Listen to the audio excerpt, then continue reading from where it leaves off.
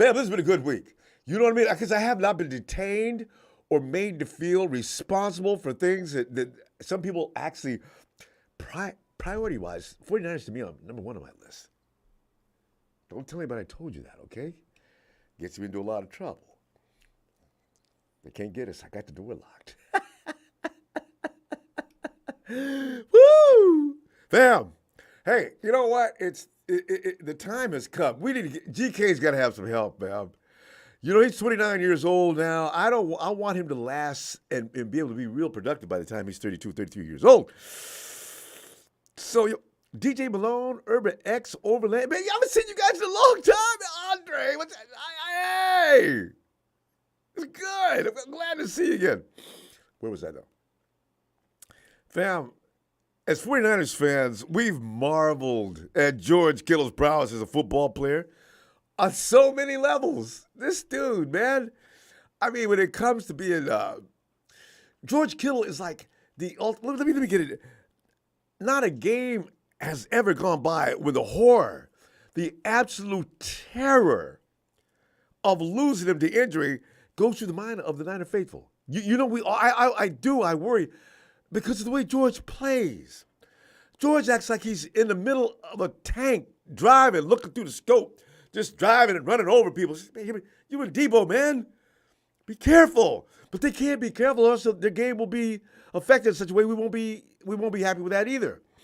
So, and tight ends coach Brian Fleury goes into detail about George Kittle's importance to the offense, as if we didn't know, and why it's important to find a solid complementary player or players at the position to not only give Kittle a break, but to ensure the defenses will continue to be kept confused and off balance in Kittle fashion. Yeah, you know, because when George leaves the field, now defense goes, glad he's gone. All right, let's get to work, guys. No, you can't get to work. The guy that's coming in is just as bad as, well, he ain't just as bad as Kittle, but damn close.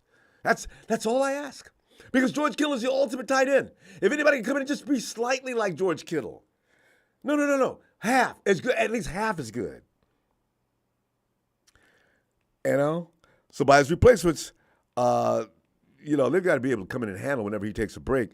Tonight, going to the phones after going over some of the tight ends, Coach Fleury's insights about George Kittle and the tight end room going forward into the seasons ahead. Because I need 4 more years out of George Kittle. Because that, to me, translates to at least 2 more titles. I got to have 2 more. With George Kittle in the mix, I need 2 titles. So Rams Rudy can shut the hell up, okay? You know what I'm saying? He ain't bothering me. I'm not bothered. People keep telling me, Ronbo, man, don't let Rams Rudy trigger you, man. You need to calm down. I'm trying. Fair, but, here's the thing. ESPN Stephen A. Smith not only believes Purdy is the starter under center for San Francisco, but that the player is one of the top 5 best quarterbacks in the NFC. But I didn't see this coming. Not from him. Stephen A. puts Brock only behind Jalen Hurts and ahead of Jared Goff, Dak Prescott, Geno Smith on his top 5 list. I'm looking at that and I'm laughing because Stephen A., man, what the hell's wrong with you, man? This ain't you? What? You don't like the 49ers? But you know what I have to say about Stephen A. Smith? One thing about him, he is actually objective at least 75% of the time. Now, he doesn't like the Cowboys, and I don't either, and you don't either. So that's okay. But, he does get a little strange with them. But for the most part, he's kind of fair with us, actually. But Smith explained on First Take, saying, quote, because he's coached by Kyle Shanahan. That's why. Because he's got Debo Samuels and George Kittle's as a weapon. Stephen, man, there's no S on them dudes' names, man. Yeah, it's just Samuel and Kittle. And he goes on to say, that's why, because this man's got the job, midseason, showed up and showed out, and guided him to an NFC championship game. Prior to that, they had this brother right here. And what did they do? They went to the NFC championship game. And oh, by the way, they were balling in the process of doing so. Brock Purdy deserves consideration as a top 2 quarterback, unquote. See, and there's people giving pushback about Geno Smith and Dak Prescott. Last I checked, didn't Brock beat both them dudes? I'm just saying. For people say, Ron, well, man, you be eating up. And I'm just saying. I mean, he beat them both. What does he have to do? Fam, for the better part, let's get right into this. For the better part of the past 6 years, the Niners have often had discussions making significant moves at tight end to complement George Kittle. We always get mad each and every season for the last few years because that was not done. There's been some guys that came in that were okay. And nobody blown anybody away. Despite all the lip service, they actually did surprise a lot of us involved in the mix to sign Austin Hooper. Remember that? Remember those moments we get? Yes. But Hooper landed with the Cleveland Browns. That was in 2020. Niners never invested in anything more than low-cost free agents or late-round picks at the position now through the years. And each and every year we say, get a tight end, get a tight end, get a tight end. Since she came into the league in 2017, the Niners list of other tight ends read like a football quiz show of some kind, maybe like Jeopardy, right? Answer this question. You pick your category. Tight ends. Who is a tight end that the 49ers drafted in 2020 during the 6th round? Who is Charlie Warner? Buzz. That's correct. That's not correct, Niners. You guys, you guys got to do, and they finally did, because we're still asking the question about Charlie Warner. I like Warner, and I kept thinking maybe they're not using him right, but last year they had a guy come in, and they moved him ahead of Warner. Why? And I like Ross Dwelly. I might like him as I don't know if I want him as a tight end as much as I want him, I don't know. Maybe a fullback. But I'm on the other 11 other tight ends to play offensive snaps with Niners, and that span Logan Paulson. See if you remember some of these names. Because as I was reading these names, I said, Logan Paulson. I kept repeating his name. Daniel Helm. Now, I do remember Levine Tololo, and because, in fact, he came over with Kyle from the Falcons. There were 2 Coles, Wiccan, and Hicotini. Do you remember these people? Anyway, those 11 tight ends played a combined 3,411 snaps in 220 games, an average of 15.5 offensive snaps per game. The non-Kittle tight ends have posted 1,333 receiving yards on 111 receptions with 15 TDs since 2018, and this is 2023. That's unacceptable. GK, meanwhile, has played 4,264 offensive snaps in 82 games, an average of 52 per contest. His resume reads 5,254 receiving yards on 395 catches with 31 TDs. That doubles everything that's been done by the people that they brought in and gotten rid of already. Got to do better, Kyle. I'm glad to see. We're going to get into that in just a second. But suffice to say, the idea of giving GK a bit of breather has been easier said than done. Tight ends coach Brian Fleury wants everybody to please calm down. Quote, "It's not that we want to take plays off of George because he's one of the best players in the league and you want him, have him out there." I agree. I do. He goes on to say, especially in critical moments. I fully agree. Let me continue what he says here. But we also want to have the ability to function at a high level in the event that he potentially breaks a chin strap and has to come out for a few plays. We're talking about, unquote, we're talking about a guy who played with a flat jacket on. All right? George Kittle can take it. The dude is the man's man. I'm just saying, he don't need to be all that. Get somebody out there that scares people. Okay, so the Niners finally put a little more action behind words in this past April's draft, right? Enter Bama tight end. As soon as I heard Bama, I said, yeah? Cameron Latou. And I said, just a late two. Late two in the 3rd round. Boom! Okay. And then people start ridiculing him. I said, oh, okay. I didn't know what to think. I'm gonna wait. In fact, I'm gonna reserve judgment on this because other people's comments on Latou weren't all that special.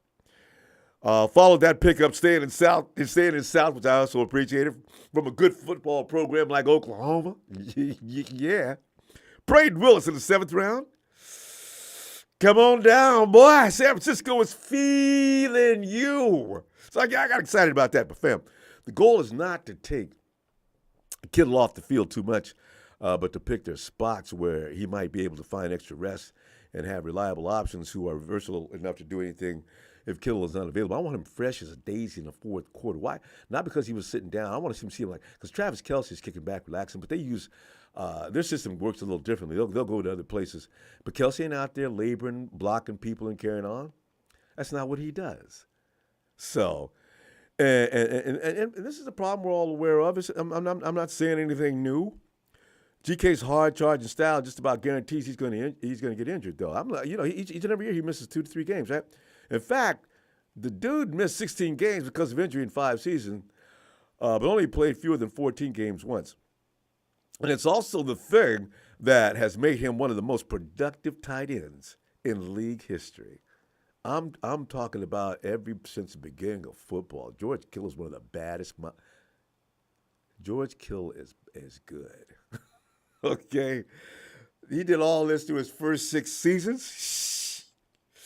But, what are you going to do? Coach Fleury said, quote, "It's just the reality of the game we play and the style which he plays it," unquote. Okay, we know this. GK makes DCs crazy because he is equally effective as a pass catcher and a blocker. Defenses never know what to do. They can't stop guessing. Yeah, here he comes, man. God, Jesus Christ. Hey, listen, get ready for Kittle. Look, I'm guessing on this one. Get ready for this. Look for a check down going to Kittle. If Kittle stays in the line, he's blocking to the right, they're running left. Finding tight ends who aren't specialists who might tip off the defense about what's coming is a lot easier said than done, and we're all aware of this. I have to have a little sympathy for that. Coach Fleury continued by saying, quote, "It's a luxury that we have that with George on the field. We're not predictable in terms of how we're using the tight end. A lot of other teams don't have that luxury. And it's something that if we don't have George on the field, we do have to be aware of this. Aware of this. Are we creating tendencies with one tight end versus another? And so it's up to us to offset those things. It's challenging, and it's something that we're aware of. So, fam, our fave tight end, though, I'm telling you right now, you had 60 catches for 765 yards in 2022. And now we're talking about a team that has added to the arsenal. Debo did take some time off last year, and he knew it. He admitted to it. Even when he was on the field, not unhurt. I mean, when he wasn't hurt, he was still not Debo. So, you got Christian McCaffrey out there was the workhorse. George was backing him up. So now you got George, a substantial outlet for defense to have to key on. See, because they're doubling on McCaffrey because defense didn't know what to do. Damn, McCaffrey or Kittle. Coach, what do we do? So that's what we want. That's what we want at all times. So George, 2,222 yards. Player master career 2022. I'm sorry. The player master career high with 11 TD catches in 15 games. George was on fire. GK was particularly effective finding the end zone after Brock Purdy took over at quarterback, catching 7 touchdown passes in the final 4 weeks. that fire extinguisher on the sidelines keeps spraying him down. He was so hot. And the most important thing is, GK says he finished the season healthier than he has in years. With no nagging ankle, hamstring, and other injuries to worry about, GK has been able to attack his offseason in a way that's allowed him to work on improving rather than rehabbing. Fam, do you know what that means? I'm telling you, fam, the NFL is about to hear. We're going to be saying all day, every week on Sunday, whether it's Thursday or Monday. Here comes the pain. I got a healthy 2022 season ending with both Debo and GK feeling good. GK points to getting in and out of breaks on his routes quicker and improving his catch radius as a couple of points of emphasis. GK also said, "It's just allowed me to work the way I want to work earlier in the offseason. I was actually just able to get a good foundation and being able to get out on the field, run good routes, catch the ball, and not to miss stuff. It's way more fun to be on the football field than on the side watching." Unquote. That hasn't stopped GK from keeping an eye on the Niners newbies, though. Real quick before we go to the phones. As you know, GK is one of the founders of TEU, a.k.a. the Tight End University. a now annual gathering for NFL tight ends all over the league. That speaks volumes for George Kittle's reputation as a tight end. To work out together, and they swapped tips on how to play the position. Both Niner rookies were invited and have quickly attached themselves to Kittle and look at him as the master, the dude that's going to mentor them into good things. It hit him with all kinds of questions and eagerly watched when he was taking reps in practice. No surprise there, given that Letu and Willis cited G. King as one of the players they tried to emulate when they was little boys trying to grow up and be a tight end. Can you imagine? Kids nowadays always say, but I grew up already just like George Kittle. You go, George. Braden Willis, quote, we watch a lot of George Kittle. He does so many things that we do as an offense, like the same schemes that we do in terms of gap, zone, outside zone, inside zone, counters, all types of stuff. He's a willing blocker, great pass catcher, great athlete, a guy that can do it all. We view him as a chess piece, a guy that can move around, a guy that can do a lot of things and make the other team pay. And that's how I view myself as well. I'm excited to get to learn from him. He's one of the best in the business, and I can't think of a greater mentor for me and my play style, unquote. See, that's what I'm talking about. That's what I mean. Anybody that came in as a tight end with the 49ers, there's the guy we want you to look like. No, you can keep your identity, but you got to do the same things he does. Mama Coach, that's what I'm saying. George Kittle, he's going to set the trend and your lead. We're going to let you be an individual, but we want you to make the same impact as that guy. And, I don't know what kid. Letu and Willis will have to earn their opportunities, though. Both arrive with reputations as willing blockers, but need more polish in the passing game. That'll come. Remember George, when he came, George wasn't famous for catching balls. Remember? They got George Kittle for his ability to block. They actually got him for that. They didn't know anything about all this other stuff we're seeing down through the years. And they'll still have competition from now veteran Charlie Warner and Ross Dwelly to make the roster. But whoever does take it will work behind GK, and the Niners will find other ways, such as not assigning him certain blocks or giving him breaks during in-season practices to keep GK fresh, fam. That's the thing. Coach Fleury added, quote, when you're looking on how to supplement the rest of the room, you're just looking for a combination of all these skills among whoever's behind George. It's up to us to manage who's in the game at what point. So if George is not, to make sure that we can get the most out of it. Niners! We're ready. See, things are falling into place just like they should. Because George is not going to play 17 games. I say that. I'm not putting any jinx on it. This is just the way it is because he plays the way he plays. Hopefully, though, George always bounces back. We have 1 year where, he always bounces back. But it's going to be those 2 games where you can sit there. Damn, George, man, you okay, man? Come on, you going to be back next week?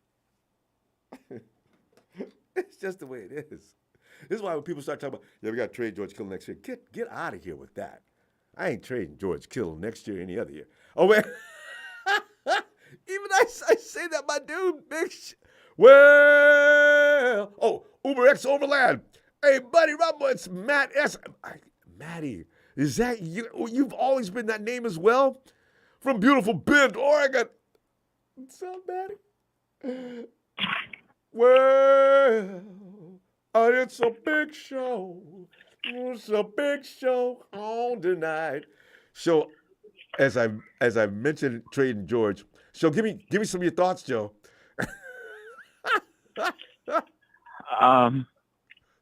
First of all, I'd like to rebuttal the little rant that I heard the other night. And then I'll get to my point about the tight ends really quickly. Okay. So, first of all, if you go back and look at the beginning of last season, when Trey was playing, did it honestly look like we were a playoff team? No. You're talking about for week 1. I don't want to hear anything about him I don't want to hear anything about him on soon because Justin Fields somehow managed to throw a touchdown pass in that game, and he looked better than Trey Lance did. And we were a more talented team, and they were one of the worst teams in the NFL, and that's a little sad. And Dante Pettis was the end of that. And touchdown. Dante Pettis, of all people, scored a touchdown in that so game. Bad. Yeah, I was bothered. And I had made that prediction last year, and I was right going into the beginning of the season, the way the season was looking with Trey at quarterback. And if we did not sign Jimmy Garoppolo, Ronbo, if we stuck with Nate Sudfeld and Trey Lance and Josh Johnson, we would have been screwed. We were not a playoff team. If they would have not have stuck with Brock Purdy over Nate Sudfeld, that would have been a disaster move. Okay, I don't want to think about that. That's a really scary thought. But it didn't happen. You know. We survived.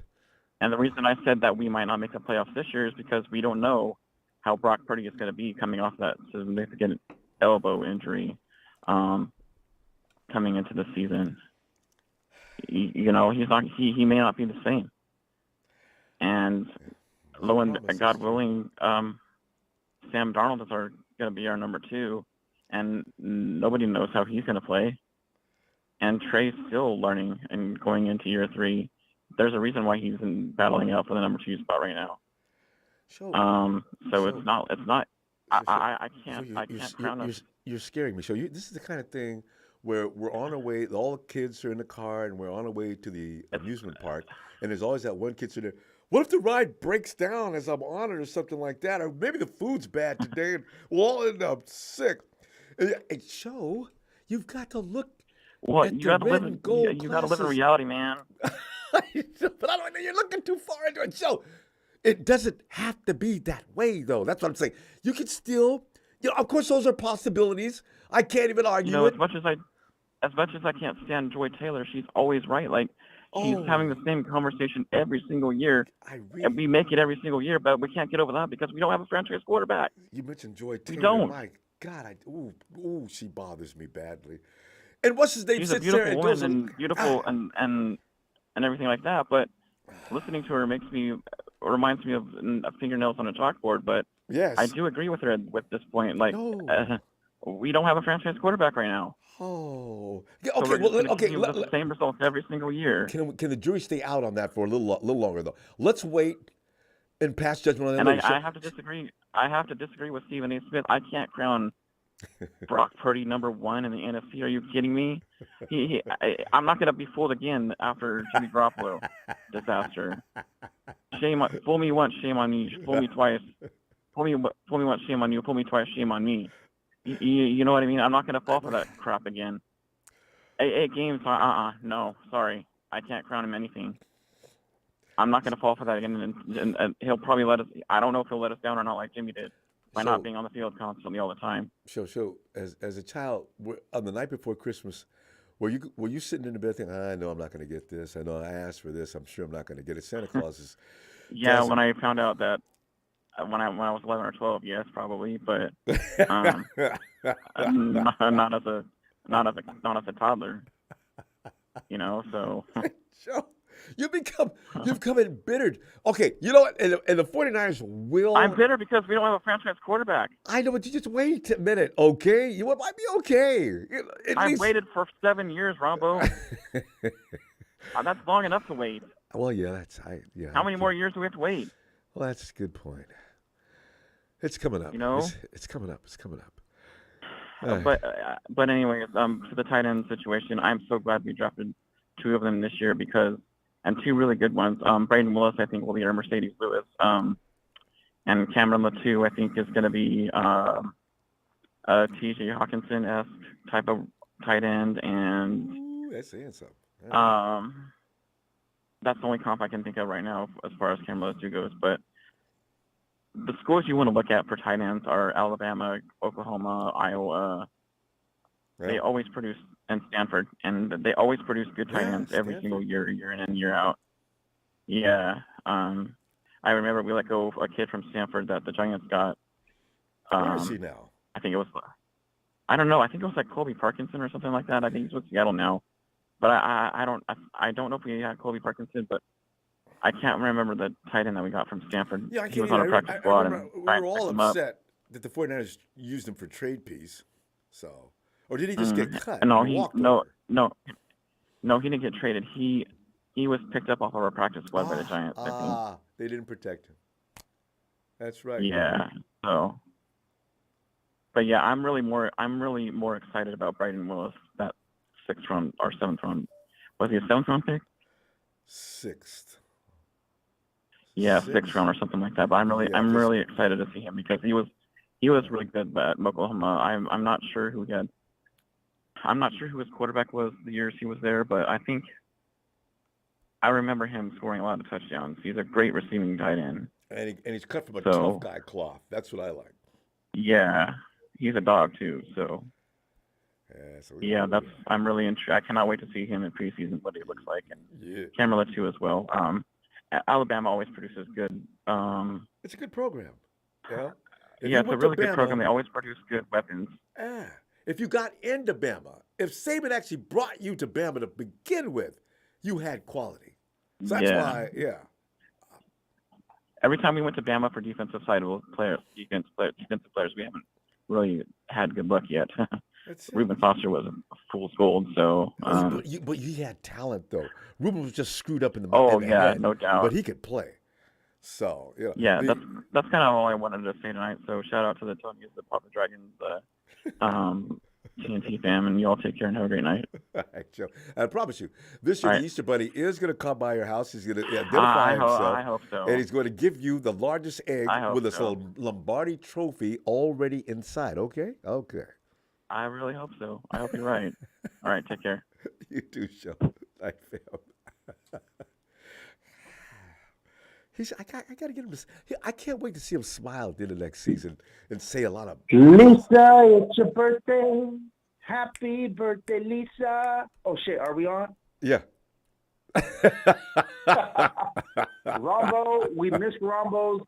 Everybody, we miss Ronbo's birthday once again. No, we mentioned it last week. Happy birthday to more than people there. But sorry, go ahead. No, it was mentioned last week. So a lot of people said happy birthday. So I got it. Don't, I can't discredit that.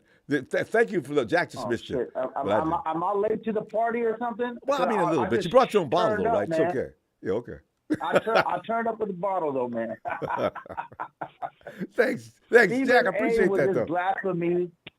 Stephen A., happy birthday, Ronbo. Stephen A. with his blasphemy, talking all this junk like he did before. Since he saw Kittle against the Saints, that's when he said this dude's the best tight end in the game right now. You know what I'm saying? I mean, that just turned everybody's head, including yours and mine. Yeah. What he did and got us, I think it was 4th and 2. Garoppolo hit him. You know what I'm saying? And he went up and bang, Robbie Gold did the rest. That's all she wrote. And he refused to go down. Dude's swinging off of his visor and everything. And Kittle still, man. I was mad because I wanted somebody to take a baseball bat and knock them dudes off his clothes. Right now. Yeah, I'm going to go on record right now, man. And you know what? He's a force to be reckoned with. I'm going to go on record and say, you know, with the quarterback that we got in Brock Purdy, that Stephen A. sees what I see, I'm telling you right now, I'd rather have Kittle this year than Deebo Samuels because I think Brandon Ayuk is our receiver number 1, and he's a top 5 wide receiver in the NFL. This year, I would rather have Kittle than Deebo because if you got to change it up. When you got Garoppolo, you need Deebo in the backfield. You need these short intermittent passes. You know, you need him to hit the slants. But with the quarterback we got, he can hit you in stride like he did to Kittle against the Buccaneers, if you remember, in the end zone when he knew he was going to get hit, and he still got rid of the ball and threw it in stride. Keyword in stride, everybody. So you know, I love me some Deebo. I know I've been bashing him, but I love Deebo. But dude, you don't have to do all that yak stuff right now. We just need you to hit those slants like you did against the Rams and take it to the house, baby. Juke a couple of dudes and go. You don't have to. You know, this is the year, Ronbo, where you got to be intelligent. We don't need you to get injured to knock this dude out. You don't have to show off against Ramsey or nothing like that. Go out of bounds if you have to, Deebo, because we need you come playoff time. And to stay. You know what I'm saying? Yes. Yeah, and you know what? And another thing I want to go ahead and say, because Stephen A. said that blasphemy stuff to you guys, but I know why he said it, is I really think, you know, everybody with our defense, you know, it's saying, okay, 49ers defense, points per game allowed, 16.3 first, total yards per game first, rushing first downs first, rushes of 10 yards first, rushes of 20 yards first, and red zone touchdowns, the defense was first again. But I want to go on record today and say, you know what, the offense is going to do that this year. Because not just what Stephen E. says, but what he sees, the vision that I see too. We're that capable with CMC in the backfield with Trent Williams pissed off like he was against the championship game against the Eagles, knocking dudes out, headhunting. Everybody saw that. They're pissed off. This is the comeback year. And I love me some Deebo Samuels. Don't get it twisted. I just don't like some decisions he makes where he puts himself in a position to get hurt. And that goes also to Shanahan, that puts him in a position when we won the game a couple times and he kept Deebo in. I think Deebo got injured running the ball when he shouldn't have been in the game. That was when he got that hyperextension on his knee.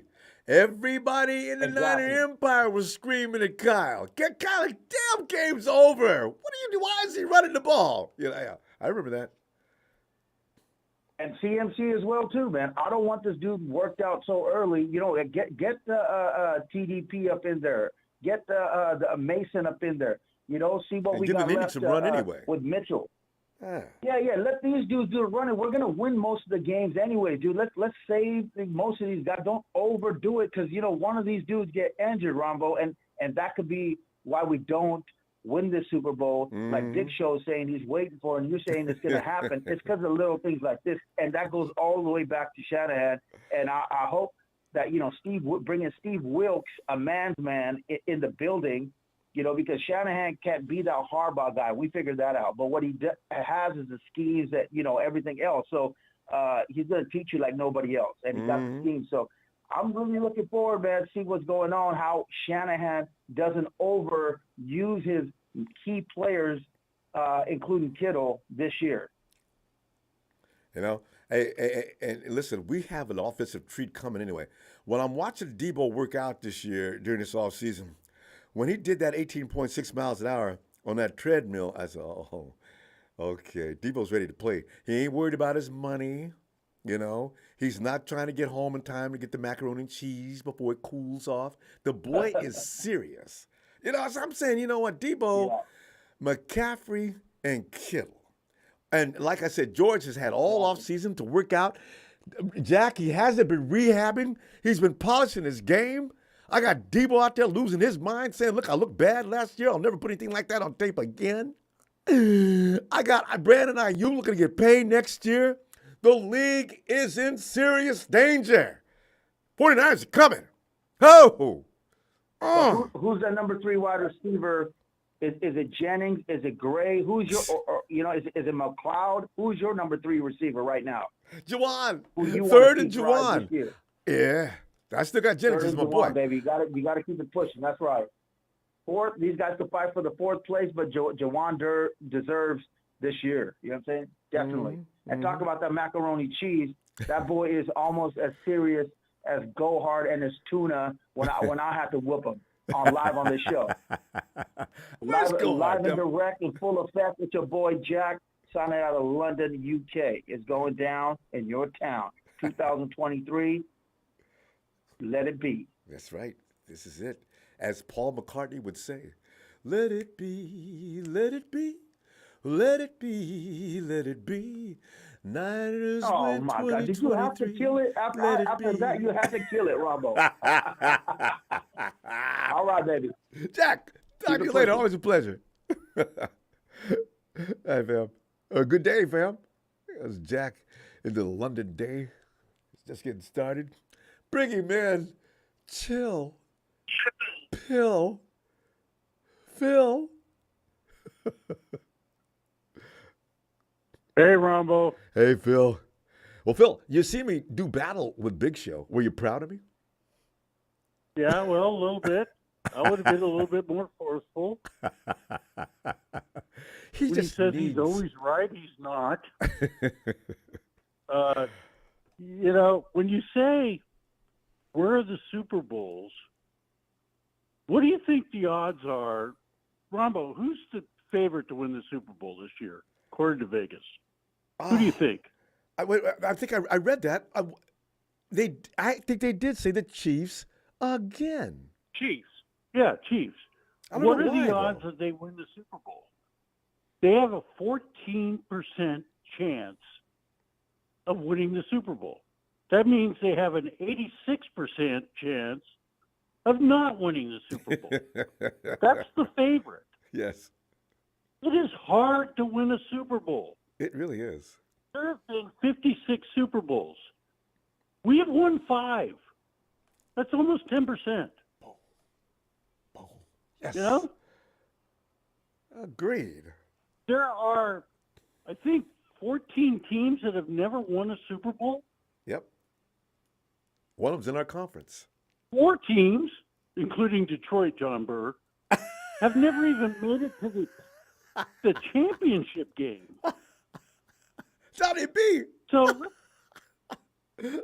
let's get real here. It's very hard to win a Super Bowl. And when you say, oh, I bet against them to win the Super Bowl, that's an easy bet. Vegas doesn't allow you to make that bet because it's too damn easy. I would bet that 32 teams don't make the Super Bowl, and I'd win a lot of money because one team would, and the rest of the other 31 wouldn't. It's ridiculous. Phil, that's And such to say he's always Tell him, right, Phil. that's such a point. Tell him, Phil. Tell him. You know, Vegas would bullshit. never, but Vegas would never set that line up. Vote against your team. oh, no way. Ronbo, they'd be let's go to broken. the tight ends. Ooh. Go to the tight ends. Right. I agree with Big Show. Willis is a stud, and Letu is going to make the team also. Mm-hmm. And Warner is getting cut. Mm. And I'll tell you why Warner's getting cut. He's got a $1.4 million salary and 0 dead cap. So if the Niners cut him, they save $1.4 million. Dwelly, on the other hand, has a $750,000 cap hit, and it's all guaranteed. He makes the team. So who are you going to cut? The Niners are cap savvy. And I don't care what Big Show says. The cap is real.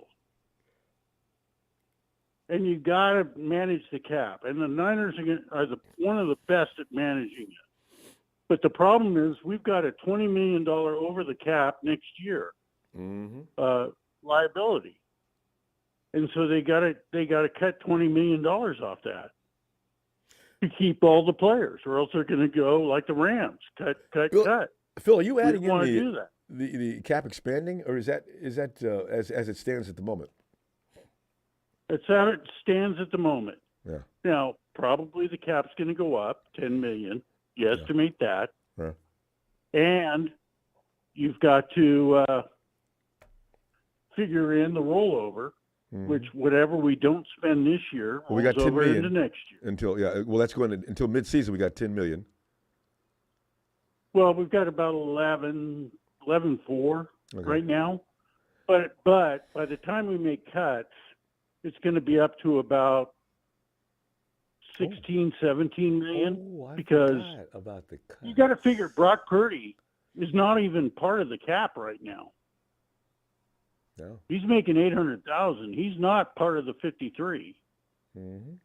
So once they make the cuts, guys like Jordan Mason is under the 53 level. Yeah, these are all Those guys are going to make bargain the team. players, good players. Don't cost any Right. money.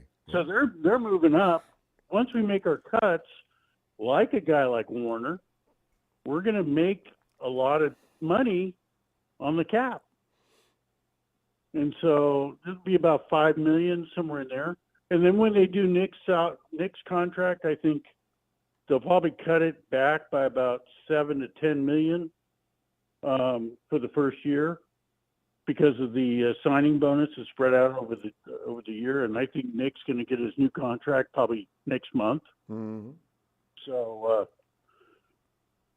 we'll have about $20 million to roll over if we don't spend it on another player. Yeah. I think we got all we need. But still, we got to, we got to make some savings there. Yeah. And we don't want to start releasing players because of cap hits like the Rams have done. I know. The Rams have got 34 rookies on their roster right now. And Rams Rudy is still all over Twitter talking major trash. Their offensive line and defensive line is terrible. Terrible. So, you know. But anyway. we're going to be And fine. as far as Big Show goes, Brock Purdy is a good quarterback. He's really a good quarterback because in the 8 games he played, he led the league in almost every category. As a rookie, How can you say he's not very good?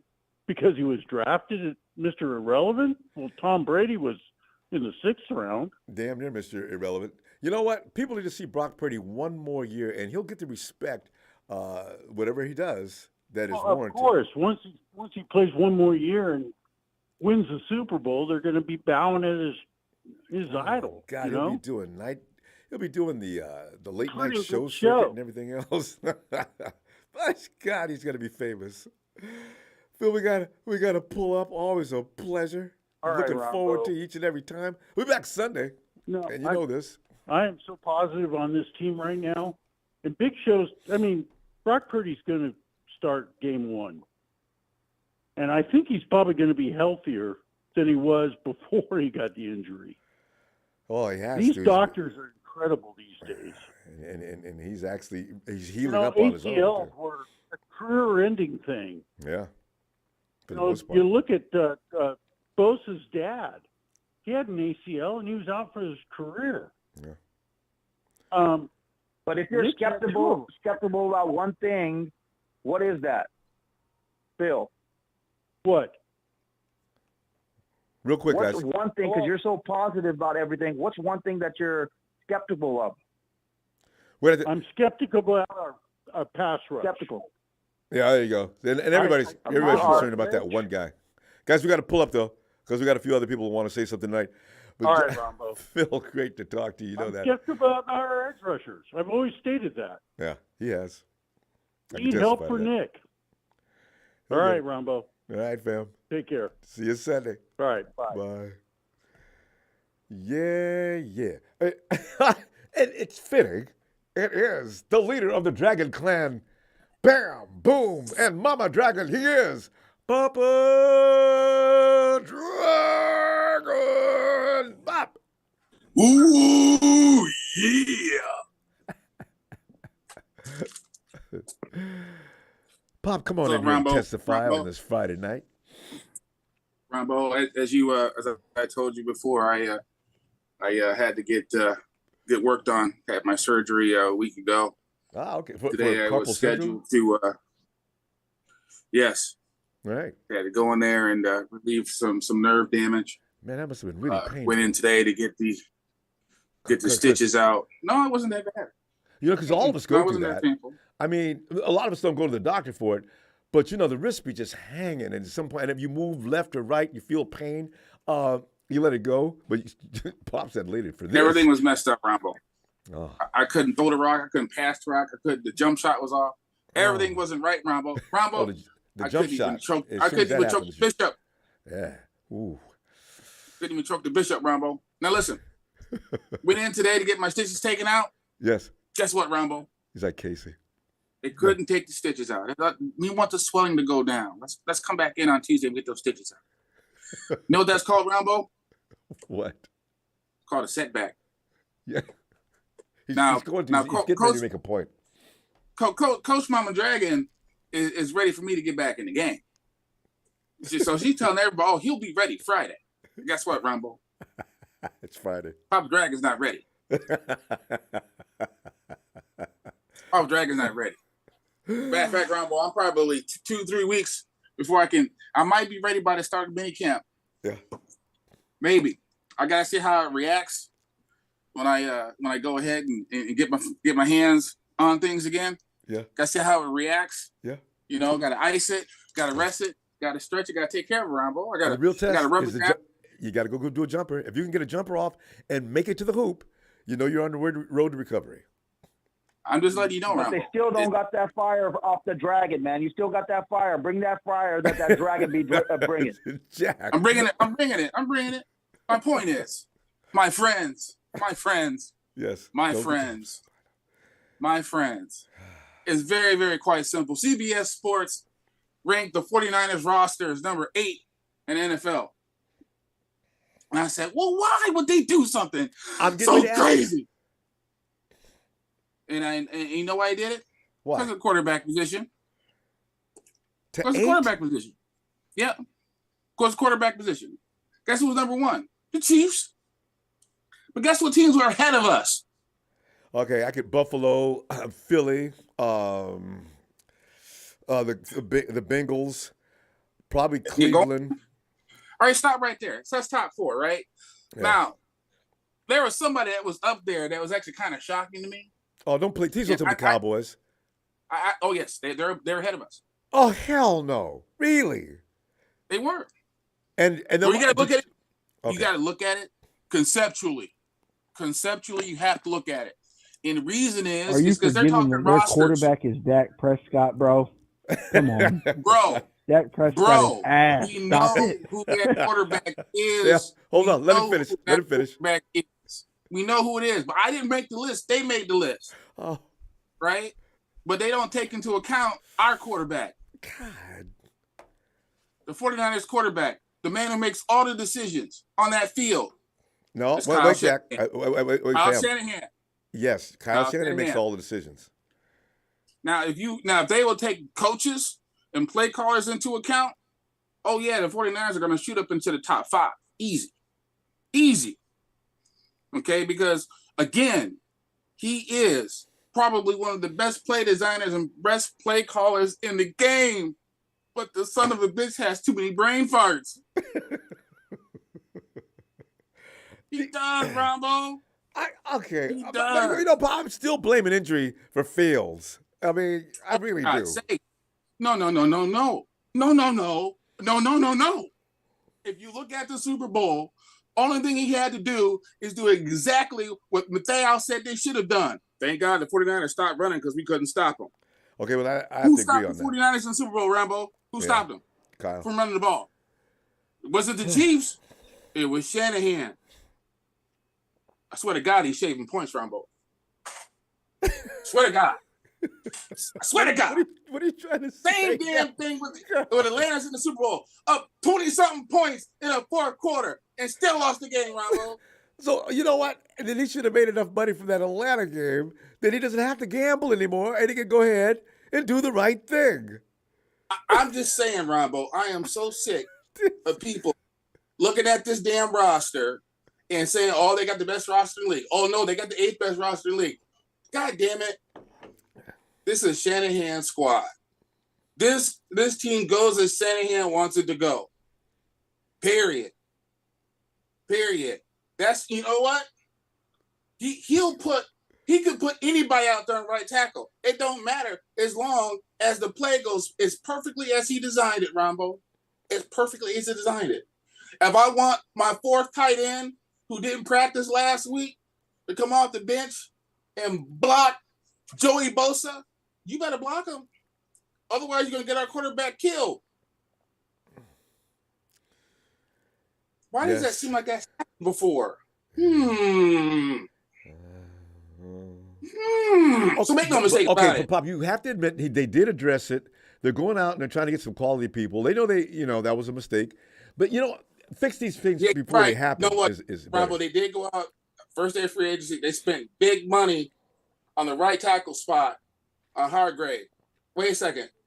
He's a defensive tackle, though, isn't he? Oh, there it is again. Don't. In Ronbo. Hey, it was a weak spot last year, PD. No, it's hey, listen. Maybe he's right.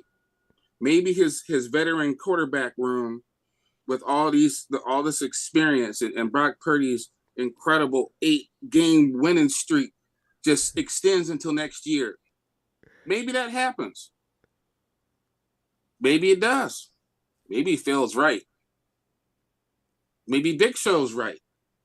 50-50? We don't know. But the truth is that they have not gotten better on that right side of the offensive line.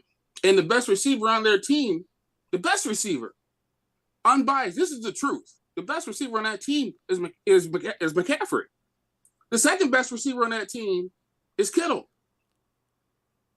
I'm sorry, Ronbo. I like IU. I do. he's good. He's definitely a good 1B, maybe a 2. Okay, but he drops too many balls that he's supposed to catch. Number one. Debo is a better fit for this current system of dink and dunk than Ayuk is. But the problem is that if you have Debo run a 2-yard passing pattern, he's going to run into a 250-pound man or a 300-pound man. And that dude's going to be in trouble. No, if he got to weigh more than 250 pounds to stop Debo.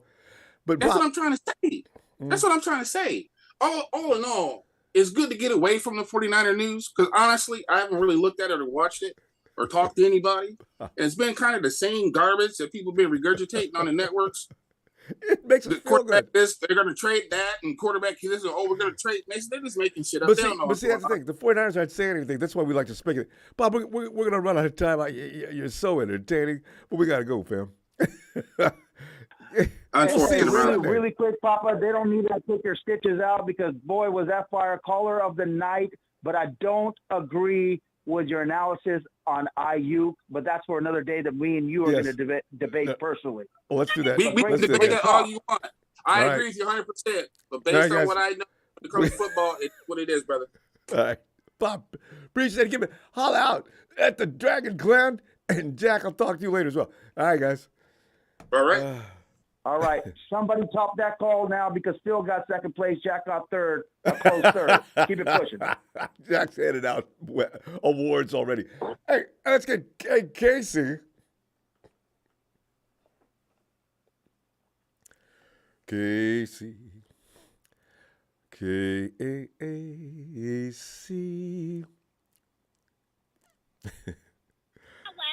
Hello? It sounds like Barack. This Casey.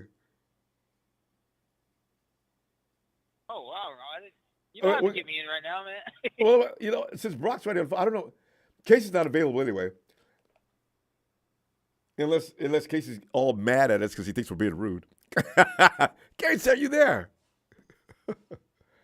Oh, I'm sorry. You know what?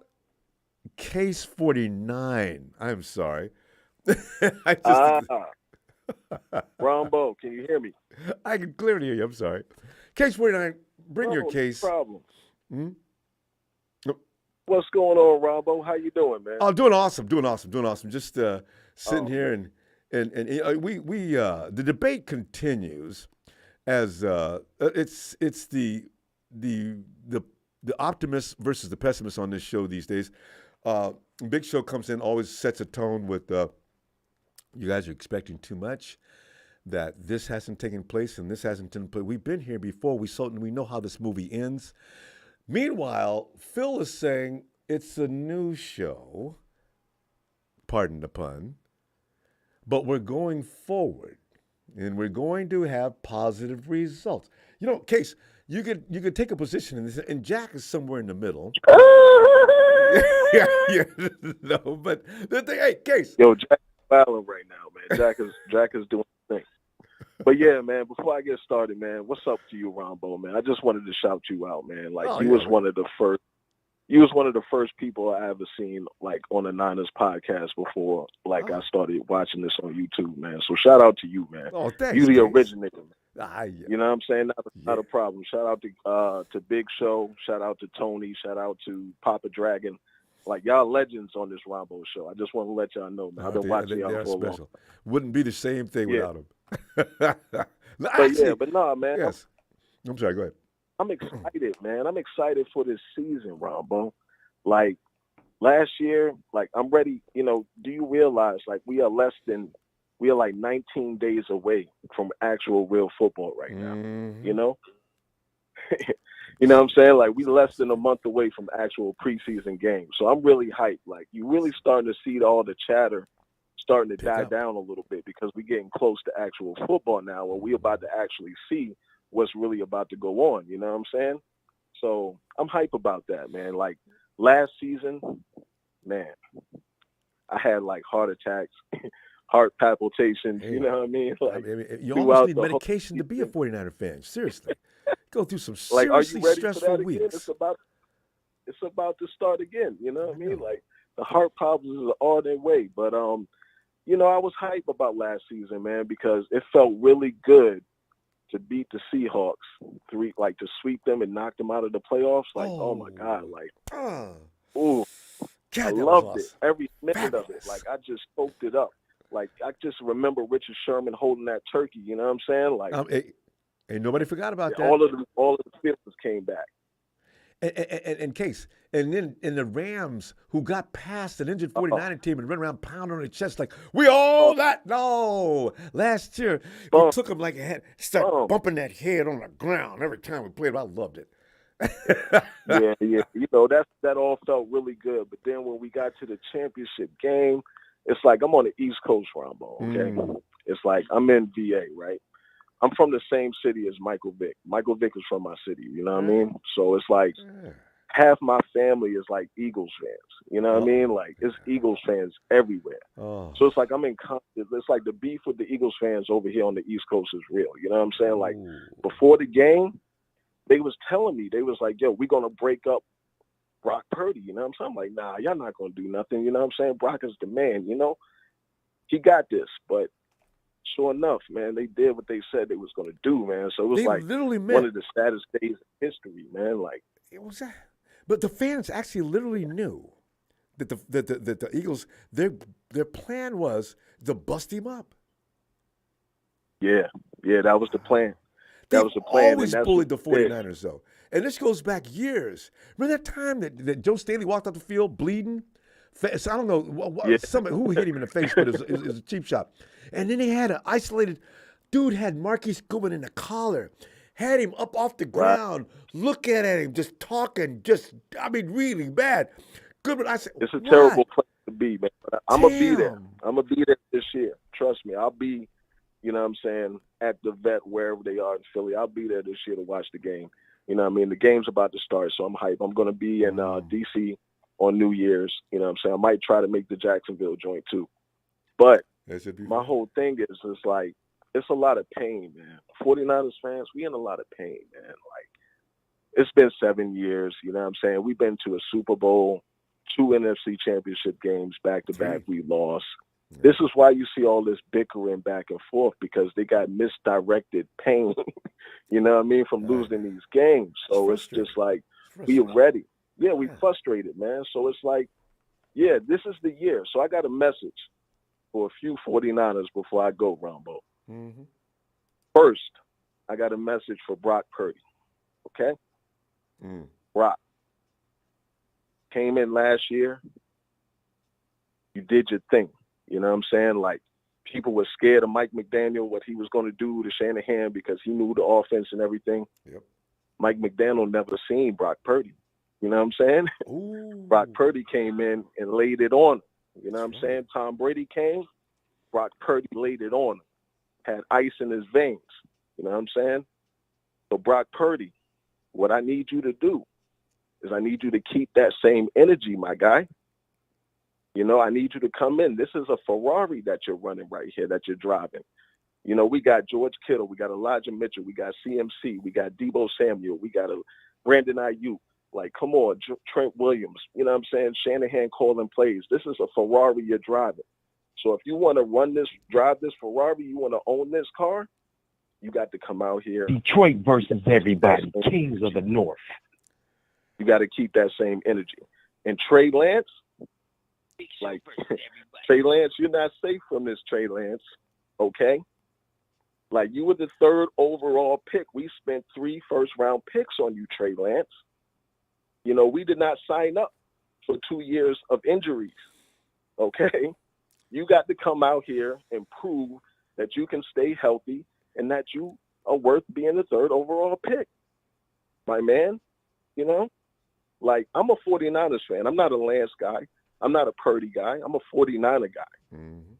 Somebody got to come out here and show that they want this job and that they are the man for this job. Right. And Trey Lance, we could stop having this conversation every year at the same time about who is the quarterback. Oh, every year. Every year. I'm tired of it. I'm going to get to Shanahan in a minute. But let me finish with Trey Lance real quick.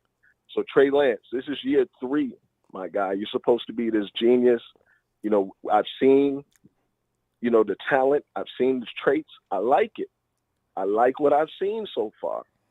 So take this job. If you are better than Brock Purdy, you got to show it right now, and you got to take it. Yes. If you can't take it from Brock Purdy, then whatever happens to you, that's what you get. Period. Now, Shanahan. Shanahan. This is year 7, dog. You know what I mean? I love you, Shanahan. Like, no homo. You know what I'm saying? But, you might do. You know what I mean? Like, for real. Like, you brought us out of the darkness. Like, I remember days when we was looking like the Lions. You know what I'm saying? When we had Mike Singletary as the head coach. You know what I mean? I remember those days. You know what I'm saying? There was nothing fun, nothing to talk about. Yeah, we was looking there. That's what the Lions remind me of. They remind me of the 49ers when we had Mike Singletary. They like on the cusp, but ain't won nothing yet, like for real. But anyway, Shanahan, this is year 7. You know what I'm saying? Like, you wasted time with Jimmy G. You know what I'm saying? Like, you have to take responsibility too. You know what I'm saying? It's not all on Brock Purdy for getting injured. It's not all on Trey Lance. You chose him. You scouted him. Case, this is your year, man. You make some excellent points. We got to roll. And I appreciate you getting in here. This is the second time we've talked. That's why we got your name on record. Yeah. Sonny, get on back here. No doubt. I'm going to bookmark you right there, all right? All right. I'm going to get with you, Ronbo. All right, appreciate the platform, man. Shout out to everybody in the chat, man. Case. I'll stay up, man. Bang, bang, man. Thanks, fam. Here's Case 49 out in Virginia. Night, Case. Let's get on quickly to Delvin. Hey, Ronbo, what's going on? Delvin, Happy birthday, man. Hey, thanks, Dave. You know, we're as you tonight, we're looking at Stephen A. Smith has made a statement that people are having trouble with, and George Kittle. I don't want to see him out there. Well, there's a certain I gotta not to cut you off, Ronbo, Go ahead. yeah, I got a chip on my shoulder. I really truly do. I mean, people suffer from short-term memory. They really truly do. I mean, no disrespect to George Kittle. George Kittle is fired. He is. But people need to slow down a little bit. Just a tad. He's not the best of all time. He's not the best of all time. Well, no, I remember. There's a tight not end. in conventional fashion, maybe, but as far as all-around skills and potency, he's up there. He is up there. I give him the respect. He is up there. But, and here's my but. There's a tight end by the name of Brent Jones. When I tell you Brent Jones used to go across the middle and would have a broken nose and his face would be bleeding and he'd still be in the game. Yes, that's true. Would not come out the game. That's true. Brent Jones was a bad boy. Yeah, they would have got along well. Let's not forget. I forget about the people Brent. before. Let's not forget about the people before. This Niners dynasty is the real deal. And all we need is just that one more hurdle to jump over. And we have what it takes. We got the recipe. We got what it takes. We just need to jump that one more hurdle and get these ducks lined. The ducks are lined up in the row already. See, because we had it last year. We had it. Yeah, we had it. They cut us. They cut us off at the knees. Everybody knew that the 49ers, if Brock Purdy didn't break his arm, it'd be another story. Oh, yeah. Even the Eagles know that. They do. So the defense already had a plan for as soon as Jalen comes zooming around that corner and see Nick and company waiting on him, you knew right then and there. Oh no, they didn't. They knew exactly where he was going, didn't they? Because if you flush him out of the pocket, all of a sudden he's not that good at running and locating his receivers, because his receivers are okay, but they're not that kind of good, except for what's his name. But if you do that, now our secondary can do their thing. It was going to be a rough day for the Eagles. I just know it. Oh yeah. Oh yeah, and I love how everything goes in full circle. I mean, I remember the quarterback competition between Steve Young and Joe Montana. It's like this all over again with Brock Purdy and Trey Lance. I mean, Brock Purdy has the poise and the tenacity and the tendencies of Joe Montana. Trey Lance has the speed and the agility to move around in the pocket and juke people, and he has a stronger arm, just like Steve Young did. So, I mean, once they, you know, they talking about this quarterback competition, I feel like we one of the best teams. We got two good quarterbacks. They just need time. You know, they need time. But and we might have yeah, Sam Darnold. I don't know. Maybe he's just been under the wrong people. He might. You know what? That's a great point. He might have just been under the wrong people, and then that's like a caller that was calling in before about having this Ferrari to drive. You know, maybe the fact that we have all the pieces that's there, he might just be that you know, that he might be that next step that makes everything fit perfectly. You know, I mean. But another thing I definitely got to say that's like it's so entertaining. CMC, oh my gosh! Oh, ain't he fun? My God, he's such fun. Oh man, he's got. But man, when I see how pretty it's like that's the word exactly. When I'm watching on TV now, it's like it is fun to see how like everything just opens up. Like when he's on the field, like he looks like Moses. Don't he? The sea is just parting. Every time he gets the ball, if he breaks the first tackle, him and Debo. He might take it to the house every time. You like he might score. The dude is, and we got two of those. See, that's why I keep saying, you know what? Injuries be damned. I mean, if they stay healthy, there is no defense in the league that's going to be able to stop that offensive attack. It does not exist. CMC is that one extra. We've had the nitro for a long time. The glycerin has arrived. For sure. Ooh, yes, definitely. And on that note, I'm going to say Niners for life, baby. Let's go get it. I'm out. All right, Delvin, good to hear from you. Be back Sunday. All right, fam. All right. That what's up. Yo. There you go, Steph. Yeah, that Niner offense. We've been looking at the defense for years, saying, "Well, the defense is going to carry us." Oh, those days are over. Hey, Austin. What's happening, Ronbo? Don't go. Stone Cold. Austin, I just realized. Austin, come on in. Well, what's going on these days, Ronbo? Austin, man, we're here whooping it up because we realize Papa Dragon says that it's been said that we have the 8th best roster in the league. Well, I ain't trying to hear that. I do know this. You show me a roster that's more potent than that 49ers roster from top to bottom, I want to see that because it definitely ain't Kansas City. But the quarterback gets a lot of love, all right? But as far as subject matter tonight, we're talking about George Kittle, and his importance to this offense and why it is necessary to get him some help out there so we can keep him off the field a little less than he always has to have been, which is George Kittle's on the field probably about 30% of the game every week. George Kittle needs to cut back to around 65% at least.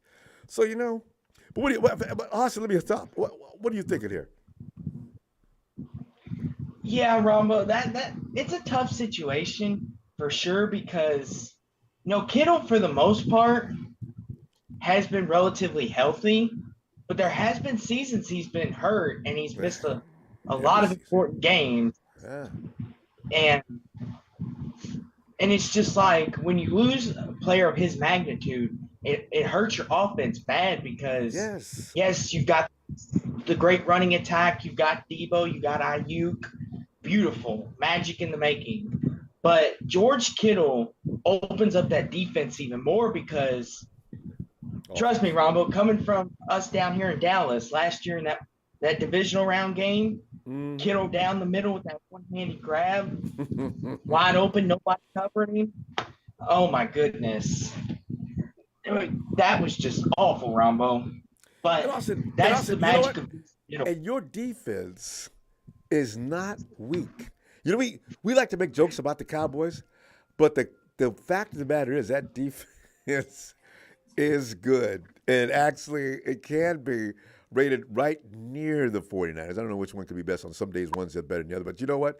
After, what's his name, took and twirled my right tackle like a baton, I had to take notice. Yeah, Micah Parsons, Rombo, he's a difference maker because him and Nick Bosa, they were right there neck and neck for Defensive Player of the Year. Nick ultimately won, which is well-deserved. A beast of a man. Try blocking him. I wouldn't want that assignment. You know? But Michael Parsons is no slouch either. True. And it's just one of those things, Rombo, when you got two beasts like that, your offensive line's in for a hard time. Yes, especially your guy.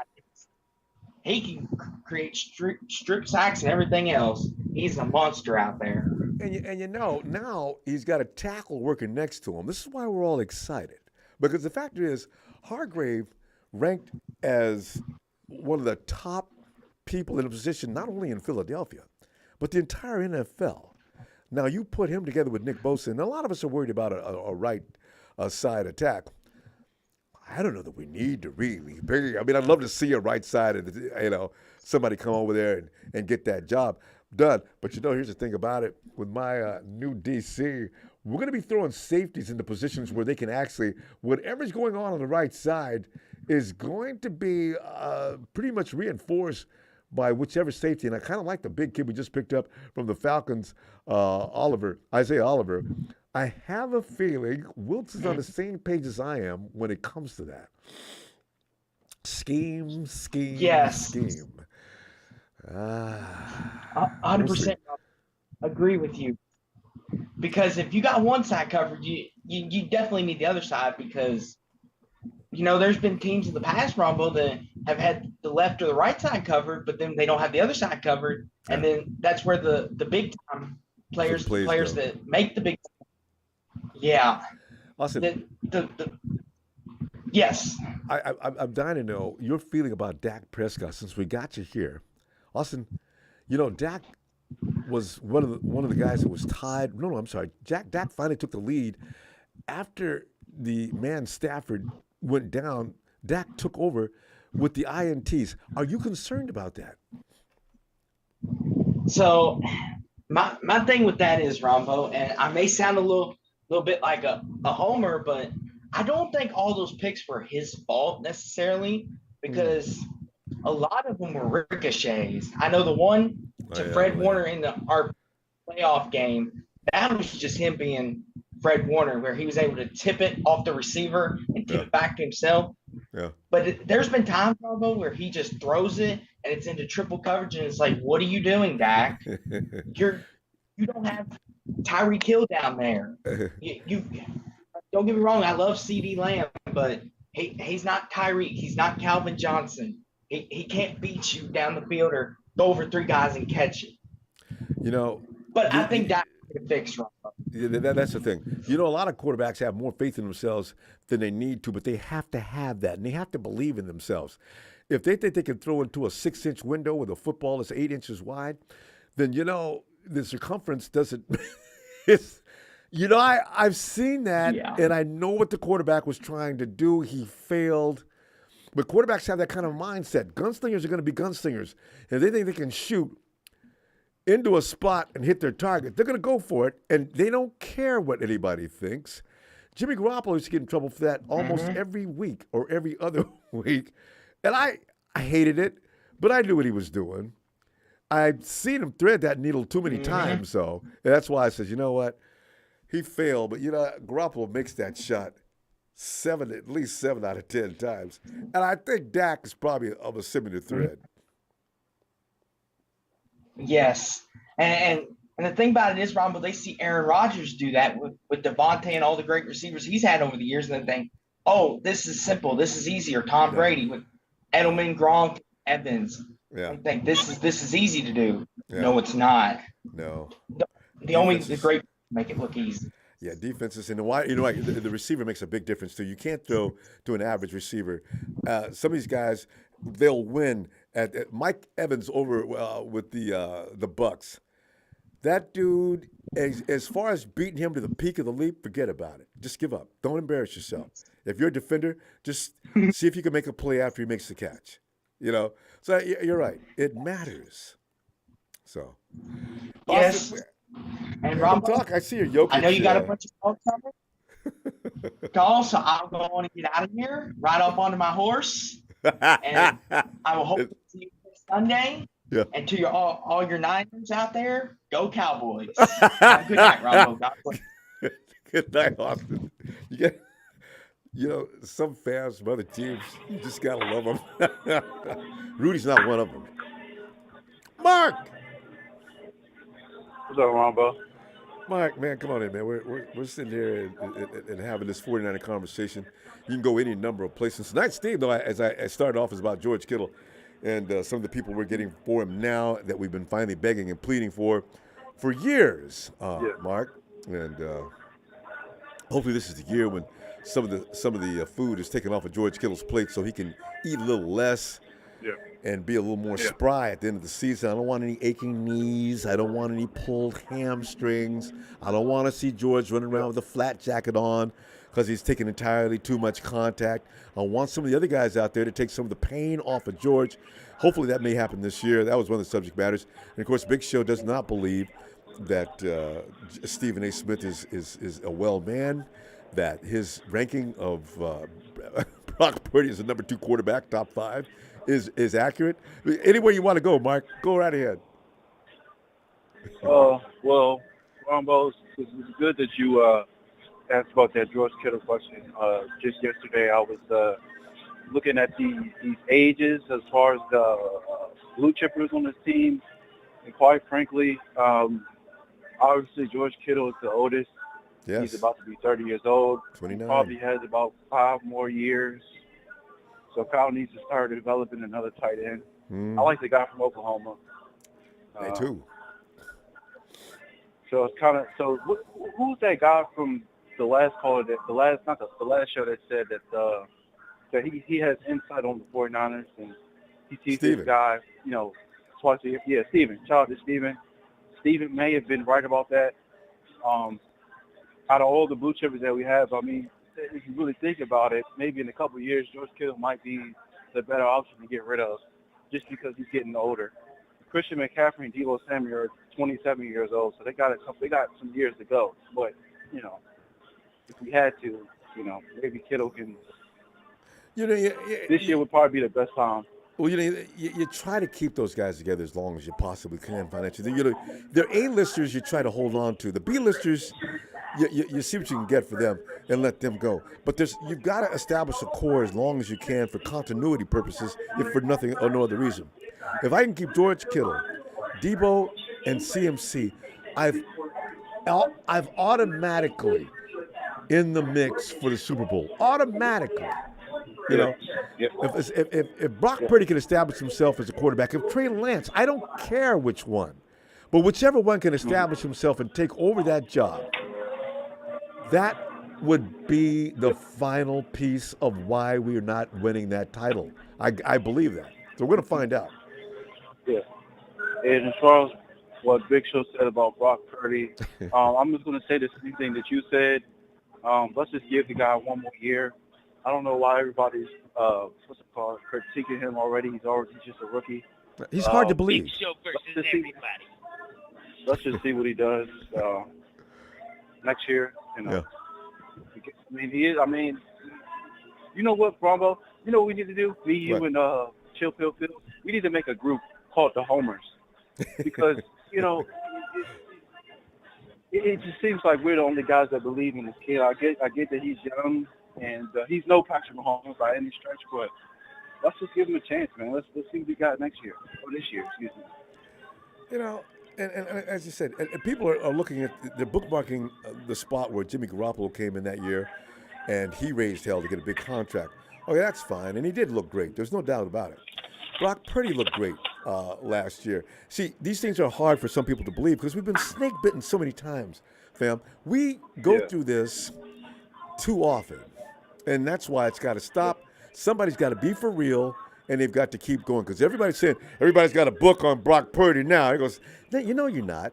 I want Mike. I mean, fam. Here's the thing: you can't get a book on Kyle Shanahan. There is no book on Kyle Shanahan. Now, you may see some tendencies on the quarterback of what he does, but as far as what the quarterback's going to be doing, there is no book. Yeah. That's why you have people like George Kittle and McCaffrey and these other guys doing what they do. Nobody can stop that. They don't know what's coming.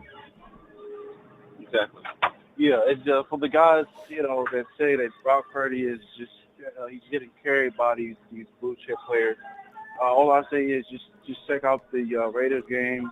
Oh, wait. We can check out the Bucs game too. Oh, no. Let's go check out the Washington game too. So yeah. I know what you're talking about. I do. I know.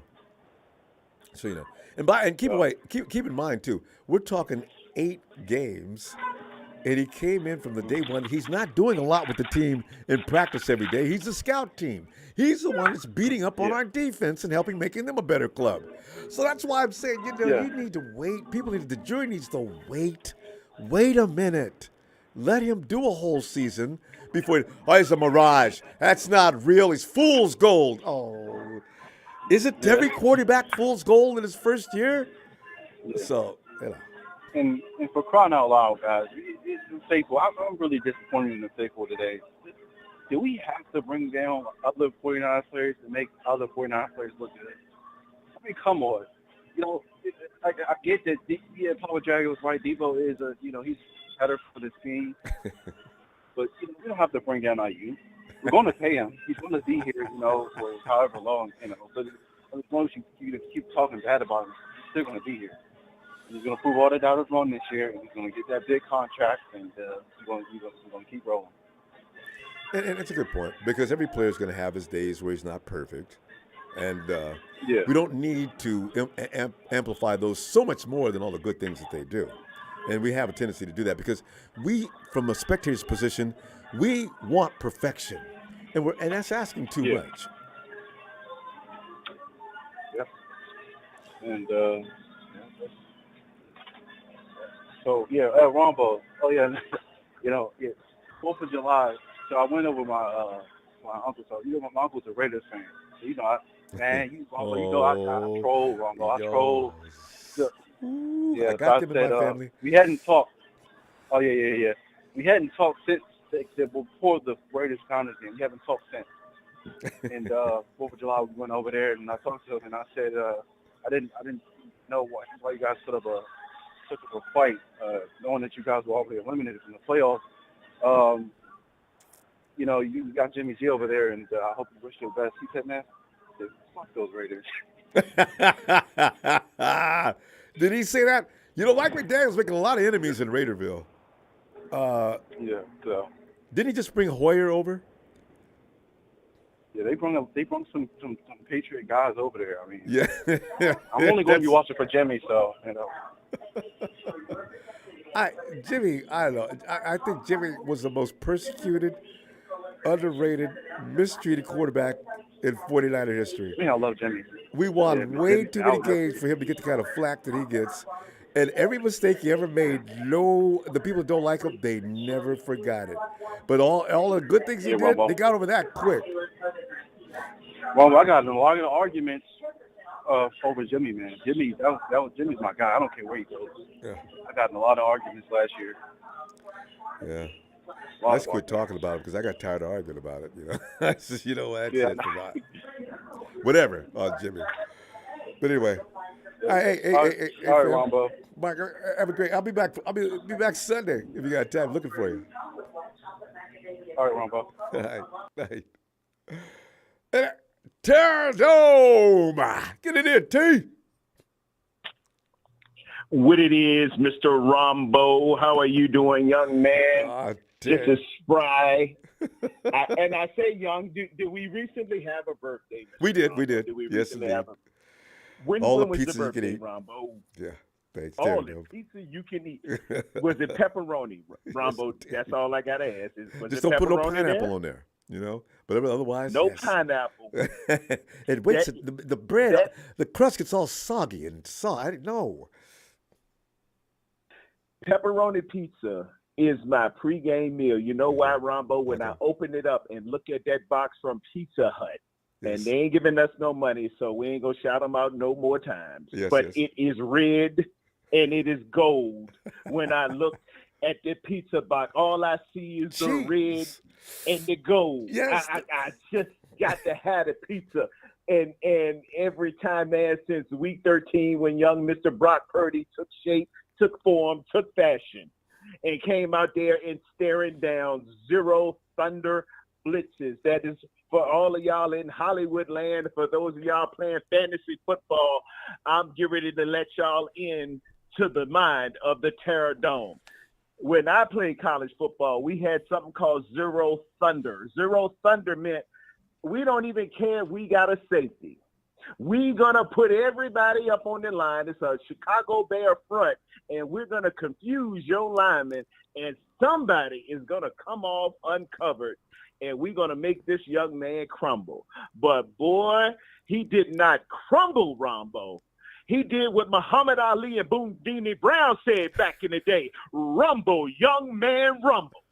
And he stared down the 0 Thunder blitz.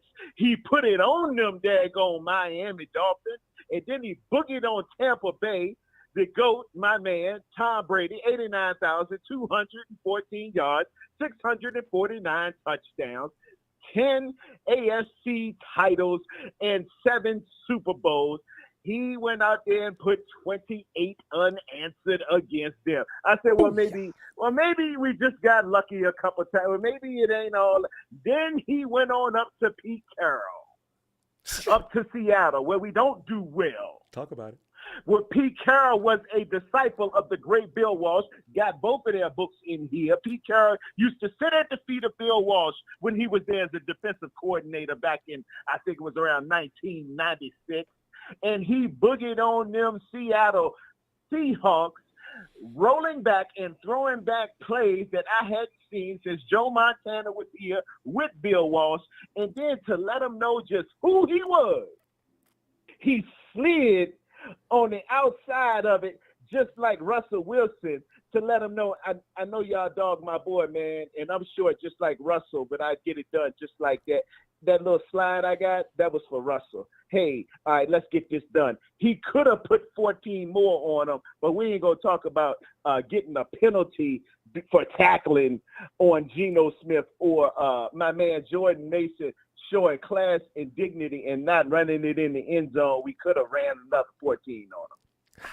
And then we go to Washington. They said, well, when he plays a real defensive line, oh, he's gonna crumble. It ain't gonna happen then. It ain't gonna happen. Oh, we saw all of it, didn't we?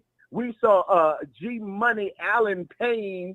We saw Chase that came back. Yeah, they had Montez Sweat and everybody was coming. And then I hear them people out there, you said it a little earlier, talking about, yeah, when they get a book on them, they're going to run robber coverage and they're going to confuse them. Well, they did that, and guess what? He put another 37 on them, Ronbo. Mm-hmm. I don't care what. Look, I see all these people on ESPN picking us like got the 8th roster and the 23rd quarterback and all of this stuff. That's why they laying a lot of y'all off. By the way. Good call. I like that. You better get yourself together. My truck is loaded. My airplane is fueled. My railroad is on the track.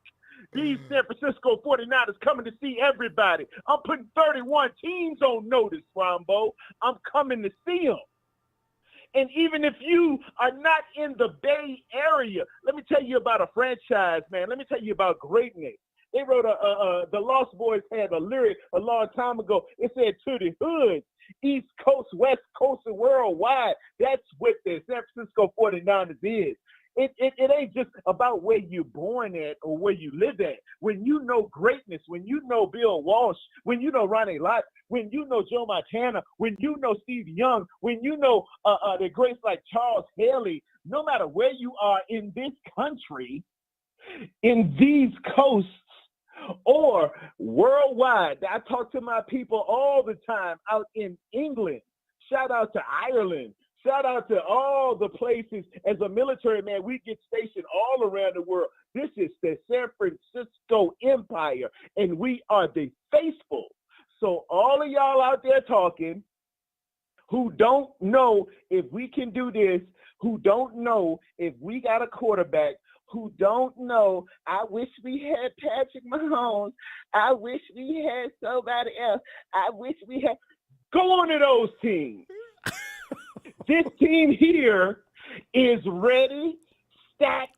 I'm coming to get mine. You ain't been a 49er long enough. You still got Similac on your breath. We done had lean years before. We won a Super Bowl champion in 1984 when I was 14 years old, and we didn't win another one until about 88. It was 4 lean years. We had quarterback controversy. In 86, Jim Burt knocked our quarterback out in a divisional game. I think it was divisional or a championship game in the Meadowlands. LT ran it back on us. The Giants was running amok out here. The daggone Chicago Bears was running rush shot, and the Redskins snuck in 1-2. And pause. I know you're supposed to call them the Commanders or something else. They was the Redskins when I was a kid. Yeah. We done had lean years before. We gonna be back. This is San Francisco 49ers, son. We gonna get it together, and we gonna be right in 2023. I'm looking at 15-2, and if you ain't looking at least that, well, recheck and recalibrate and stop miscalculating. And then I'm getting that first seed. I'm getting that number 1 seed, and in 2024, come February, I want my chip. Yes. That's how we roll it. It couldn't be said any better. We got the Ronbo, happy birthday to you, man. I ain't going to come over and take your show or nothing. But No, we got the best we can at every position. Stop sitting around crying. Get behind Brock Purdy. Pray that the man heals up in Jesus' name, and let's get it on. There it goes. That's all it is to it. That's all it is to it. If you slurping on that, if you sipping and smoking on that Mahomes pack, go on up to Kansas City. If you slipping and surfing on that Herd pack, take your butt up to Philadelphia, get a cheesesteak, put it in your mouth, and suck on that. Well, here, the Brock Purdy play. We got to stop. I'm getting tired of it. I'm getting sick wound of it. up. Terdo, I'm telling you, it's a message. I'm loving it. Listen, we got to go. I hope I can get you back in here Sunday. Have a good one. Happy birthday to you, man. You the dean of all of this stuff, man. We love you. We respect you, man. Thanks a lot, Ronbo. Thank you, Terradome. Here's Terradome. Terradome, talk to you Sunday. Have a great night. All right, brother. Terradome, he actually needs a building where he can have a congregation. When he gets going, you should check out his pace. He just, one thing connects, brilliant. Oh my God, it's my side chick. Oh, I thought she knew my age. I'm 83 this year. What are you talking about? Is he 3? I thought he was only, he's 3? Hold on to your passion. The party is about to begin. Hey, Brian. 49ers, we ready to go. I'm staying 49ers till I'm dead and cold. Repping the Niners all the way from the Mid-South because the law says know your role and shut your mouth. What's up, Ronbo? Brother, I thought that was you were watching the program. That's not you. No, it is you. It's I am.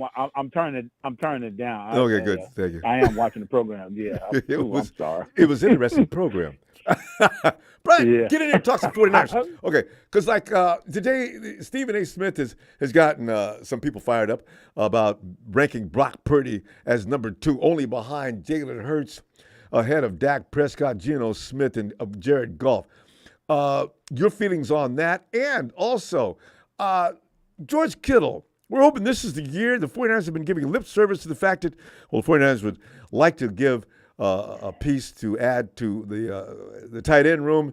As George Kittle, it's about time they start leaning out his work during the course of the games to keep him crisp and sharp from the first quarter to the fourth quarter. Brian, we've got some names in camp already, some new young names from quality programs, Oklahoma and Bama. So are you feeling good about that? And any place else, any direction you want to go, this is what we do in the offseason, whatever you want to do. It is all yours, baby. Hey, well, check it out. First thing, let me ask you one question, and then I'm going to go into my spiel. Okay.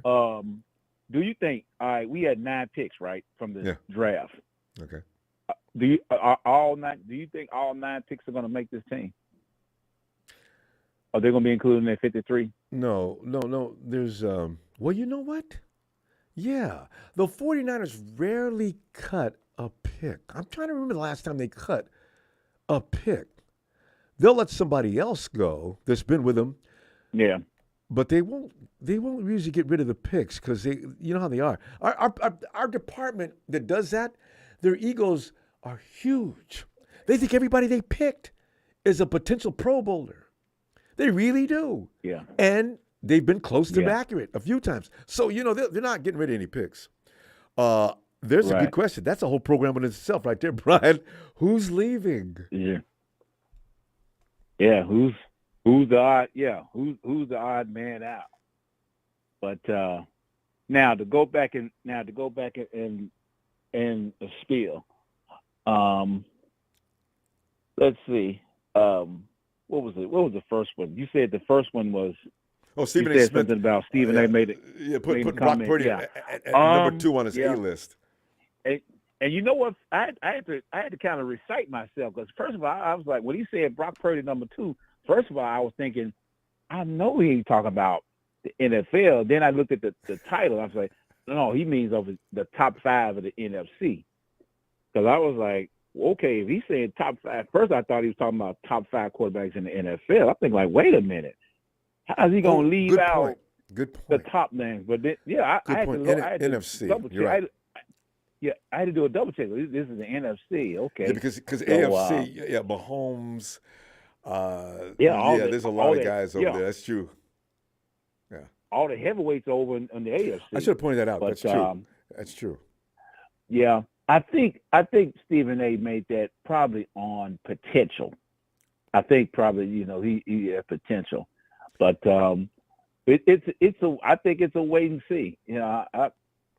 I think it's a wait. I think it's a wait and see with Purdy because now I'm thinking what kind of year he's gonna have. Now that he's gonna have an opportunity to have a full year, and now that other teams got tape on him, so what is he gonna do now? Right. Because as opposed to last year when he just came out the blue. But that thing with the tape, now, I'd say that tape after 4 or 5 weeks should have been ready to shut him down. I got to think about that with tape. Shanahan, this is one thing Shanahan works on is you can have all the tape you want. Shanahan says, I got ex-coaches that leave me and go play and run other teams. And they think they know me. They don't know me. And my quarterback is me. This is why I feel confident about that not going to be a big deal. But go ahead. Yeah. But I think the formula, even, like I said, if he comes back, whatever, I think the formula is still the same. I mean, we have a roster unlike in other rosters in the whole NFL. So all he got to do is just get the ball, just like the same as when he took over for them 8-9 games. Get the ball to the playmakers. Mm-hmm. You got a playmaker almost at just get the ball to the playmakers and don't turn it over. Mm-hmm. Don't turn it over, period. The formula still don't change. Yeah. Okay. And what was the other spiel about George Kittle? George Kittle. George Kittle needs some help out there. He's 29 years old. I'd like to see George Kittle has at least 3 more really highly productive. I mean, I want to see him play at a high level for at least 3 more seasons.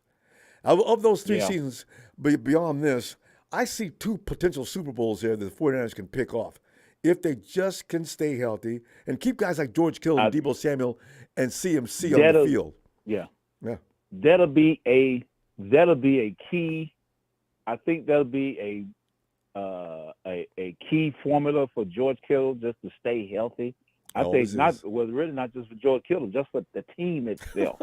I know because the team itself. Because as injuries pile up, now you got 2s mixed in with your 1s, and the 2s hadn't getting as much reps as the 1s. Yep. So that could affect execution. Yep. So, like I said, hopefully the Niners can stay away from the injury bug, and hopefully they can go out and they can perform because they have a rigorous, schedule. They really do. You open up with with week 1 against Pittsburgh on the road, and hopefully they don't, get off to one of those, 3-5 starts or 2-4. I don't want them to start in the hole. Yeah, that's my thing. You're right. Hope if he can, Stop if we can, I even take just break even. If we can break even, but I'll go. We see right now the only way that we really gonna give it a chance. It's got to be number 1 seed. When we go to the playoffs, we got to attain that number 1 seed. Stay away from the travel. I'm not saying we got to go undefeated, but if we win our conference, win the division, get that number 1 seed, not 2, get the number 1 seed and home field advantage. That's the key. Yeah, and home field advantage. Let everybody come to us. And it's about that travel. Travel always takes a little bit out of players, just a little. The 49ers do travel well, right? But we want to stay out of that situation. I don't want to play an extra game. You figure the 49ers with a wild card year, I have a feeling the only reason they lost to the Rams is because of that wild card position, having to come all that travel and dealing with what we dealt with to get to that final game, and the Rams are sitting there waiting for a week. Injured team. You're not running around talking about we the Rams. What, we bad? Y'all ain't bad. Yeah. Played you week 2. You got creamed. Right. And then also, Ronbo, you said something earlier about Joy Taylor making a comment. She gave us something.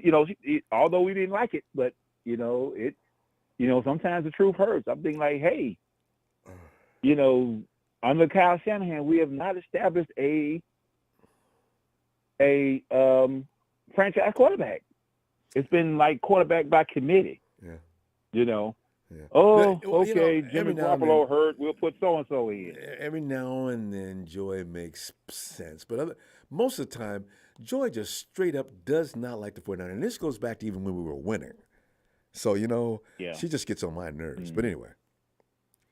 Yeah. But that's that's the only thing that that separates us. We don't have a franchise quarterback, but we're star-studded everywhere else. And hopefully this is the last year we have to have this conversation on the quarterback every year at the same time. Brian, we got to go though. I tell you what. Let me see you Sunday. All right, Brother Ronbo. Until then, shout out to you. Shout out to the faithful, and always shout out to production. And the law is out. Thanks, Brian. Have a great night, man. All right, Brother Ronbo. All right. See you Sunday. All right. And bring him in here, Rev. By the way, let me announce the. I think the one with the Chicago emblem is not Sharice. Sharice does not talk like that person that says it's Sharice. It's not Sharice. So know which one you're talking to. Hey, Rev. Ronbo. Rev, come on in, man. We're raking over. This is off season time. We rake on. We never stop at one subject. We go 2 and 3. But Stephen A. Smith has got me laughing because people are having. We got 49er fans. Man, come on, man. I do it on Twitter. Come on, man. Brock ain't better than Dak and Geno. I said he beat. Somebody came in. I didn't say nothing, but somebody else came and said, "Yeah, well, he beat both of them." I said, "Uh-oh." know? Yeah. Like, So, you know. seriously.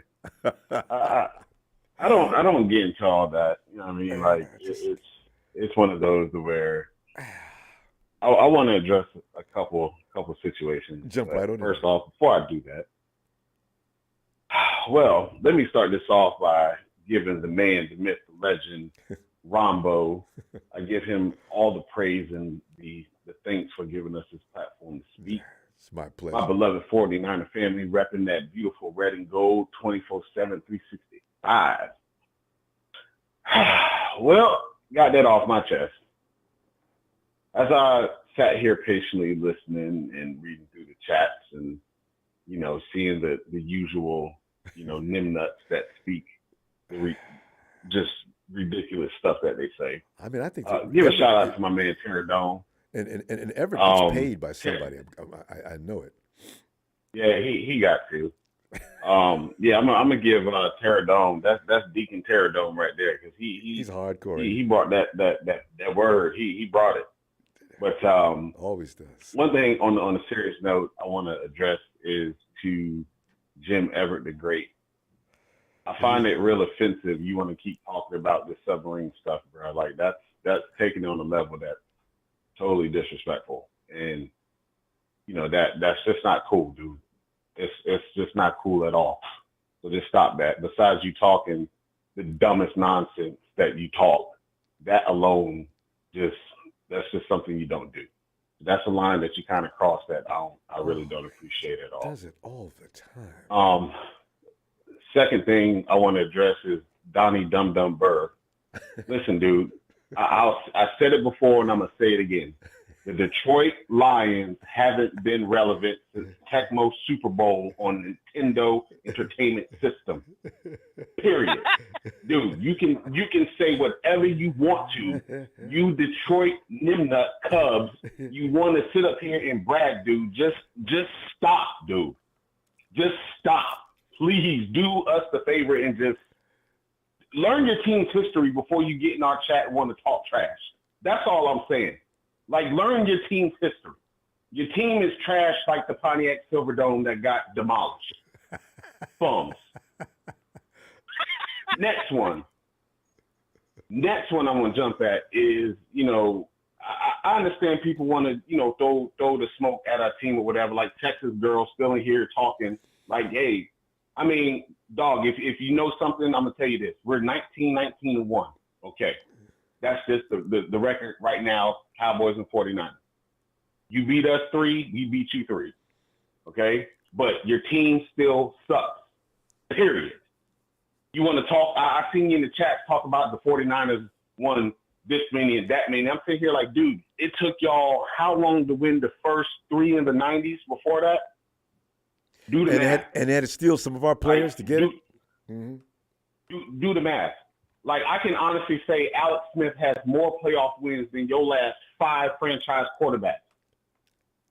Damn, that hurts, don't it? Alex Smith got more playoff wins than your last 5 franchise quarterbacks in Dallas. Get him. So that's really all I'm gonna say right there, because I mean, I get it. We in the chats, we jumping back and forth. Once again, Jim Everett, bruh, you both of you and Donnie Nutnuts, like y'all make me laugh so bad because y'all pop off with this. The Rams are good. Oh, the Detroit versus everybody. Dude, stop yourself. The last time Detroit been relevant was Axel Foley, damn it. Like, stop, dude. Stop. Straight up, Jim Everett, you just picked the most retarded name to even speak and have an avatar for, dude. Like, and what's so funny is that y'all still come in here and it's just straight comedy. So, you know, the real is I'm always give you the real. You can say what you want. I'm stating facts on the Dallas Cow jokes. You know, the Detroit Dum Dums. The Los Angeles Ramley rejects. Like, come on, dude. Stop it, bruh. Stop it. Like, Texas boy, once again, you popping off like the rice to choke in a man. Come on, bruh. Come on, Texas boy, stop, dude. This tough. Like, we embarrassed the Dallas Cowboys so bad that damn Ewok Ezekiel Elliott was your center, and that was that. And y'all still busted on the play. Man, get out of here, dude. That's all I need to say. You know what I'm saying? Like, I wanted to come in here and clown y'all little pee stains on the carpet. You know what I'm saying? Like, y'all coming up in here on just some straight retard stuff. And usually I don't get fired up, but yo, I'm just slicing y'all tonight, B. Like, straight facts. Like, Ronbo, I appreciate it. I ain't gonna take no more time. I just made my point. You know, Donnie Dum Dum, LA Ramley rejects, and them Dallas cow jokes. There ain't nobody worrying about y'all. Ronbo, we appreciate it. Thank you. We love you. You know what I'm saying? Shout out to my 49er family worldwide. Y'all know how I do, and I'm an idiot on the best way I know how. In order to beat a man, you got to beat the man. Woo! I holler. Man, that was enlightening. It was entertaining. It was on point. The only thing you did is you left out Jane D and the Seahawks. But otherwise, that was beautiful. Man, I don't even want to waste my breath on the Seattle Sea Pigeons. Like, I'm done. I'm done. Y'all have a blessed one, Ronbo. I appreciate it, my brother. Rev, appreciate you, fam. Let's move back Sunday. Let's talk some more Niners. All right, fam. Night, Rev. Absolutely. I'll see y'all. Peace. Man, Rev's been wanting to get at y'all for a long time. He's never gone to that length. You know, you people really are annoying. You know, you guys only do that because we're superior to you. You're not going after the Arizona Cardinals. Hey, Jeff. Oh, by the way, hey, Big Show. And hey, my Rev. God, Big Show says, please give my love to the Rev. We need more of him. Here you go. Show, thanks. There you go, Rev. Jeff. And my guy, the previous caller, you left out the guy that we need to get on about more than anybody. I don't know what's funnier, seeing Dak Prescott's face after throwing an interception or Ezekiel Elliott's hair. Or seeing some of the bonehead play calls that Mike McCarthy makes at the end of the game. You know that Dak Prescott thing, as soon as you said that, I got that freeze frame. Every time Dak does that, the cameramen or whoever's in the production studio, they zoom in on him, and you're right. That is funny. Oh, Dak stands there. He doesn't move. He doesn't trot off the field. He just goes into freeze mode. And that look on his face. I don't get it. What the hell happened? Dak? Yeah. The guy's bringing back the ball the other way. You didn't even try to tackle him. He throws so many interceptions, he should know what happens. He should be used to this. That's funny. Come on, Dak. You're used to this stuff. Yeah. Cowboys. Well, you know what? They got a little help this year, and offensively. So maybe Dak can hit. So the thing is, people saying their defense is what's going to, What's that wide receiver they got? People like to blame everybody but Dak. You talking about Brandon Cooks? Yeah, Brandon Cooks. Now, it's believed that Brandon Cooks will make a substantial difference. As everybody was keying on CeeDee Lamb, leaving Jack little avenues to throw into. Right. I'm reading these excuses. I'm saying, you know. Okay, well, fine. Let's play. God. The thing is with the Cowboys, I don't care who they get at receiver. I don't care what Micah Parsons they get or anything. They're the Cowboys, and your quarterback is Dak Prescott. That's just the bottom line. To be honest, they would have been better off with Cooper Rush in that game against us than they would have with Dak. For sure, no doubt in my mind. I love bothered Cowboy fans about Cooper Rush being the better quarterback and how well they did while Dak was out. And then the Eagles came in and they beat up Cooper Rush. Well, hell, they beat up Dak too. Right. So. And I say it once and I say it again. I said it last year when we played the Cowboys in the wild card. I said, because Dak Prescott's a $40 million a year quarterback. See, that's the best part. and he didn't want to get. Hey, JJ didn't want to pay him, and And last year he lost to Jimmy Garoppolo, who at the beginning of the year we were just ready to move off of. Yeah. And this year he lost to a guy that's still Brock Purdy, a rookie, who still hasn't even made $1 million in the NFL yet. He's still on and It's you're okay. making He's getting married. $40 million a year. Yeah. 40 It's million sad. versus less than And you 1 know what? million. Right. Right. It's sad. They'll never do anything. Anybody that thinks the Cowboys were going to play them in the NFC Championship, the Cowboys won't make it that far. They won't even win their division this year. I wouldn't be surprised if they missed the playoffs. If you look at their schedule, they got about 10 games where they're playing a quarterback who's better than Dak. And by the way, Jeff, add to that, I'm looking for a locker room implosion. Why? Because Mika said things after that game last year. Well, we did our job. Oh, Mika, you want to add to that, or is there anything else? No, I said, everybody could fill those blanks in themselves. Because actually, Jeff, the Cowboys defense did do a decent job. But we beat them because our defense did a better job. Right. But Dak's getting paid $40 million. And that's the reason why it makes even less sense for him to come out there and lay that egg. Oh, my God. I will say this. They're the only defense where we're playing against them. Even the Philadelphia Eagles defense, we talked about this earlier. They kind of got exposed in the Super Bowl. Jonathan Gannon's an idiot, and it's really their pass rush that I think makes the corners good. Yeah. Exactly. But the Cowboys defense is the one defense where we walk out on the field and we're like, okay, we got some comparable players to them. But at the end of the day, they don't have as good as a defense as we do. Mm-hmm. And supposedly, they're supposed to have a better offense, Jeff. So what happens? Mentally. You're saying the Cowboys have a... They're not tough mentally. That's where they're losing more than anything else. The Cowboys just mentally don't believe it. When they play the 49ers, they don't believe it. They don't believe they can beat the 49ers. And I'm glad the 49ers are in their head in that fashion. Because they were mad as hell when they played us this last year. They were ready. My guess is they move off. The reason why is because of that. It's because of Mike McCarthy. That's why. Mm-hmm. My guess is they move off Mike McCarthy after this year. Yeah, and make Dan Quinn the head coach. Yeah. And Quinn knows it too. That's why he didn't leave. If I was the Cowboys, I would probably draft a quarterback every year in the 3rd or 4th round to see what we can get. Put some pressure Dak Prescott was a 4th round pick. Yeah.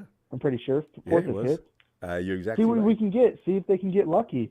And if you just draft one every year with a 3rd or 4th round pick, that's not going to hurt you anyway because you do have a good roster. And see if you get lucky one of those years. And it sends a message to the starter that listen, your job is good as long as you're good. Now, if you fall down, this is football, and you know what happens. So go ahead and do the best you can. There's no point. We draft a quarterback every year. We're going to draft one again next year. Exactly. So yeah, that's what brings me to my point. I think in the NFC Championship this year, even though he's been talking a lot of smack in the comments, every freaking live, he comes in here and says Detroit versus everybody and this and that. That guy is hilarious. But I will say I do think they have a chance to play us in the NFC Championship game. Their offense is scary. Yeah, they look better. Their offense is scary. They have 4 first-round picks on their O-line. Penei Sewell, probably the best right tackle in the league. I love Jared Goff. I think he's an underrated quarterback. Yeah. Jared Goff has been to a Super Bowl. And by the way, that defense, that guy that comes off the edge, he's got help on the other side now. So actually look for Detroit to be Yeah. I said it last year, Jeff. I said I don't want to see Detroit in the playoffs unless it's in the 3rd final round. I really didn't. I was serious. But don't tell Don Burr I said that. We got to pick it up, though, but Jeff. Yeah, I think it'll be them. Yeah, they're going to compete. What was that? They're going to compete. They're going to win that division. Yeah. Anyway. Oh, yeah, for sure. That division's a wide open lane. But I'm for sure. The NFC Championship is going to be in Santa Clara this year. We're getting the number 1 seed. The Eagles are taking a big Super Bowl hangover. Their schedule's too hard. They lost Hargrave, my man Hargrave. If for no other reason, Hargrave is going to demolish whatever they're trying to do. We got to go though, Jeff. Oh my God. I'll see you Sunday, okay? All right, give me one 49ers shout out real quick. Can do. In honor of Javon Hargrave. Niners!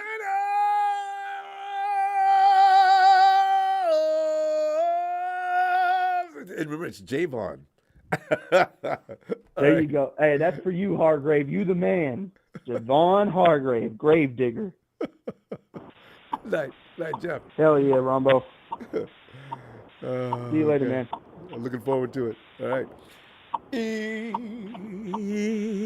you ready for some Latino heat? Latino heat!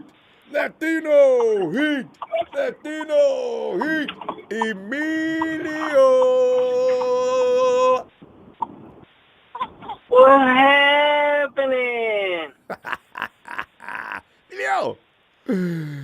We're sitting here going over some of your favorite subjects, and you know and you know what's really funny about tonight's show, because Big Show was the first person in here to get things going, and as you know, Phil does not appreciate him, and Papa Dragon likes to I'm put. starting to think Big Show just likes attention.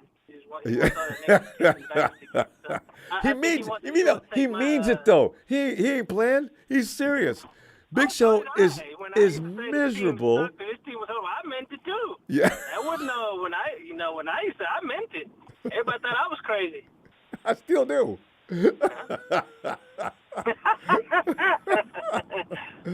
Everybody thought I didn't know what I was talking about. I'm okay. If you guys really think this is a winning team, okay, by all means, go ahead. But hey, eat in the pudding, but hey. But you know, you got to realize there are certain things that are going to happen every year that are not under anybody's control.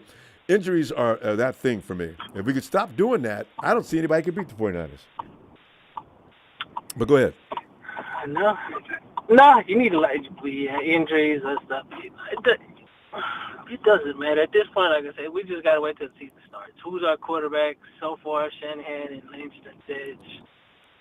It's Purdy unless otherwise. So, like I said, I'm rolling with whoever. I just don't want to see Gosey and Sam Donald on Darnold. the field. Yeah. That's just my thing. As long as he's not on the field, I'm okay. I could deal with Trey Lance, but he's just the one that. Wait, Emilio. Like I said, if Wait, Purdy start.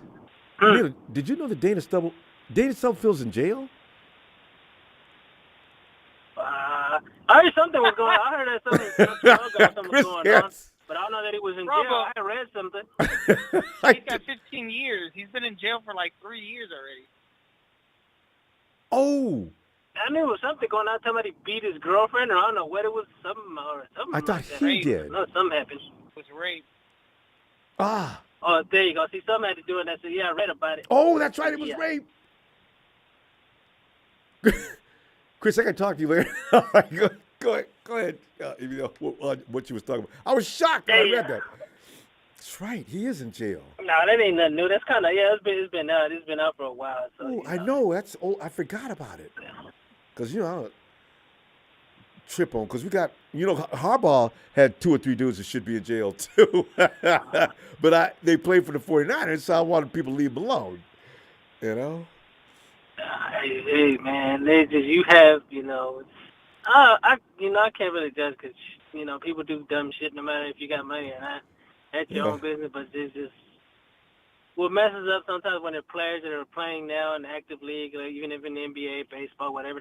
It just sometimes the leagues involve like my personal life with the sport. I get where they're iconic players. Everybody sees them, kids look up to them. I get it, but it just let's say a DUI, they make it seem like it's such a big thing. Like, of course, if you kill somebody, you should go to jail, do your time, But it's just everybody's done it. I got a DUI before. It's not cool, but it's like I don't understand why you make it seem like, he was drinking. Like now, he shouldn't be drinking because he's a player. I'm like, man, we're all because of who human. he is. We're all, high profile. It's you like, can't dude, you can't do nothing we wrong. don't all got high before. We don't all get drunk before. Yeah. It's like, you're making it seem like I can't do none of this stuff because kids look up to me. I'm like, I can say, not a whole bunch of kids look up to me, but my kids look up to me. So now I'm a bad parent because I was drinking and driving. I'm like, that doesn't mean But see, I'm a bad person. the media likes to see people, high profile people, have these incidents. They can't do that because the media's TMZ is chasing these dudes, waiting for them to do something like that. Yeah, to me, it's like I said, it's just dumb. I understand why they do it, but to me, you can't. Like Entertainment. I have my clicks. personal life. I'm a human too. I make mistakes. I'm not perfect. But why did you fault me because I had a DUI and did something else? It just that doesn't make sense. Leave that all this stuff separate. Like I said, we're all human. We all make mistakes. Nobody's perfect. But why is they mixing like, he shouldn't be in the league because he's drinking and driving, or he does this. Come on, that has nothing to do with it. The league's got to investigate their own independent investigation and come up with reasons. So they make, but look at Alden Smith. I get that. Yeah, I get that. It's like I said, I understand, but it's just my thing is just because the media gets involved. I'm like, man, if there was no media, no social media, with this really big deal, it's just, but each is on. Like I said, to me.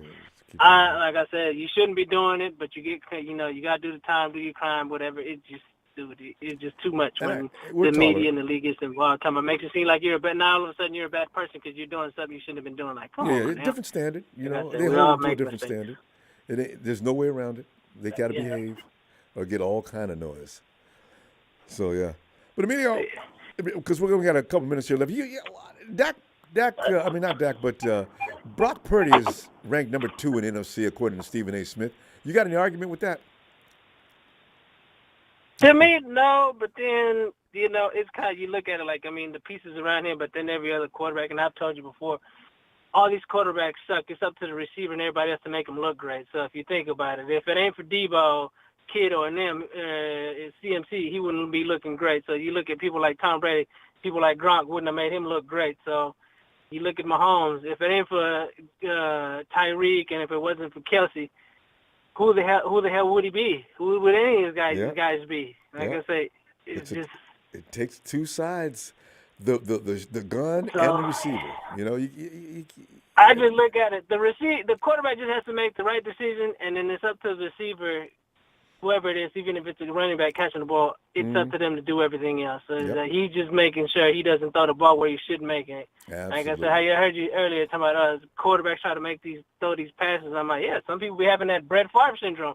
Like, dude, you shouldn't throw that. Brett was the worst. Good example. God. But I like a quarterback. Sometimes you have those great moments. Sometimes you have like those what the F moments. Like, why did you make that throw? But hey, if he would have caught it or would have got the ball, everybody would say how great he is. This and that. Yeah. So it's just like I said. To me, like I said, Purdy did a hell of a job last year. Hopefully he can keep it up. It wasn't just a fluke year because we've had that before. Not just us, different quarterbacks. It's like, he looked good, but then he just like straight garbage the next year because he got put on tape and whatever. But no, so far, like I said, whatever quarterback besides Donald, I'm ready to roll. You rolling with him, right? Like I said, I didn't tell you before. Yeah, so this year, just like I said, we go back to the championship game. This team is, ready to roll. They all ready. Debo, Kittle, break the quarterback. CMC, they all ready to roll. They're getting ready to season start. No matter what nobody thinks, they're ready to go. I agree. Even the defense. So. All right, fam. I'm just ready for football at this point. We got 19 days. All right. Yeah, pretty much. Sunday. Looking for you. And again, happy birthday again. Thanks, I was on, but I just didn't get to talk to you. But happy birthday, man. Thanks, fam. I appreciate it. Another year younger. There it is. All right, Emilio. All right. You have a good night. You too. Night, fam. And let's get. And since tonight is beat up on them fools in the chat, it's perfectly fitting for Jalen to get in here and do what he does. Jalen. We've got the boot. Pink here torn on that rubbery goop. And Sean McVay play call like poop. It stinks, Ronbo. Hey, what's the word, Ronbo? What's the word? Hey, Jalen, I was thinking about you when Rev was going off. I said, Jalen's got to be loving this. Jalen, those people in the chat, we have got to stop letting them affect us like they do. But in the meantime, if they're going to come in here for the abuse, we need to let them have it. And then, by the way, if you have anything to say about Brock being picked at number 2 by Stephen A. Smith, of all people, it is a time for 49ers to stop fooling around and give George Kittle some help. Go jump anything. Jalen, jump on in there. I'm out. I'm just listening. Ronbo, I mean, I'm going to tell you one thing. Kirk Cousins is a slower Dak Prescott. I'm telling you, they're basically the same person. Both of them are garbage. Brock Purdy has more playoff wins in 1 year than Dak Prescott has in his entire career. So he's already proved he's better than Dak Prescott. He beat him in the playoffs. Yeah. I don't even need to explain Geno Smith. He beat Geno Smith. Yeah. Kirk Cousins is a scrub. Daniel Jones is a scrub. Yeah. Derek Carr, let's be real. I don't know who the hell. I mean, Bryce Young. Now, Ronbo, I'm going to be real. A lot of people, they not thinking about Bryce Young. We're going to see. We're going to see how he looks by the end of the season. I mean, I think Bryce Young got a chance. I think if Bryce Young looks like how he did in college, I think he could be better than Hurts, honestly. He's from a good program. Most of them quarterbacks come out of there. They got some skill, even if it ain't but a little bit. So yeah. Yeah, I think Bryce Young could be better than Jalen Hurts. But the only guy I see really that you can say is better, I guess, Jalen Hurts. I mean, Ron, but we saw 1 good year out of from him. Really. 1 good year, and they already, and that was after they got that all-star receiver. What's that dude's name? Exactly, Rombo. Yeah, Brown. AJ Brown. Hey, he yeah. should have been the MVP, Rombo, at 18. Because without him, I don't know if Jalen Hurts would have looked the same way that he did this year without AJ Brown. Now, AJ Brown, he took over some games, Rombo. I'm talking about three touchdowns. But that guy single-handedly took over some games sometimes. What's that little He's thin the real dude? MVP. What's that little thin dude that came from Bama as well? Talking about the wide receiver. Yeah. Oh, damn. His name was Devonta Smith. Yeah, Devontae's out there. So I got AJ Brown and Devontae. I don't know who else they got, but I know those two.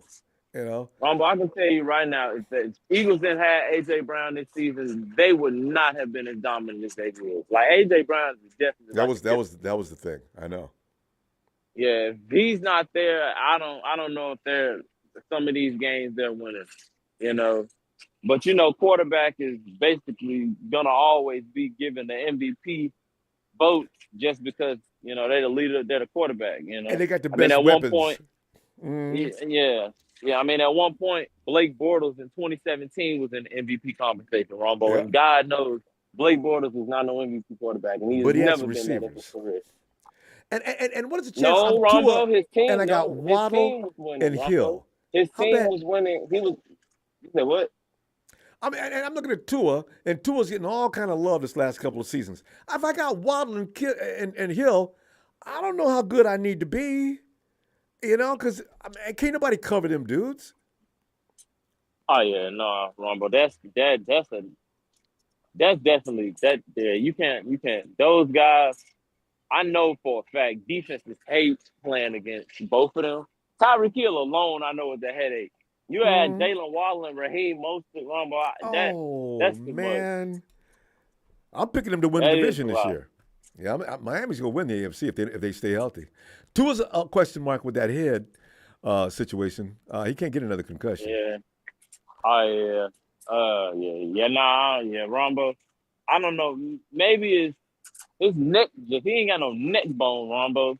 You see the times he gets tackled, like his neck, but his head swing around like one of those whips. I know, right? Yeah, whip around, man. He needs to do some boxing classes or something. I don't know. Yeah, like I was looking at that and I was like, nah, man. Tua, that's something physical with you. Wait. This is for you from Big Show. Disagree. Still love my brother. Talking about you, but Kirk is a 4-time Pro Bowler who just needs a coach to get him over the bump and stays healthy. See, Jalen, hey, Ronbo, wait, hold on, brother. Hold on, brother. Tyler, hey, Big Show.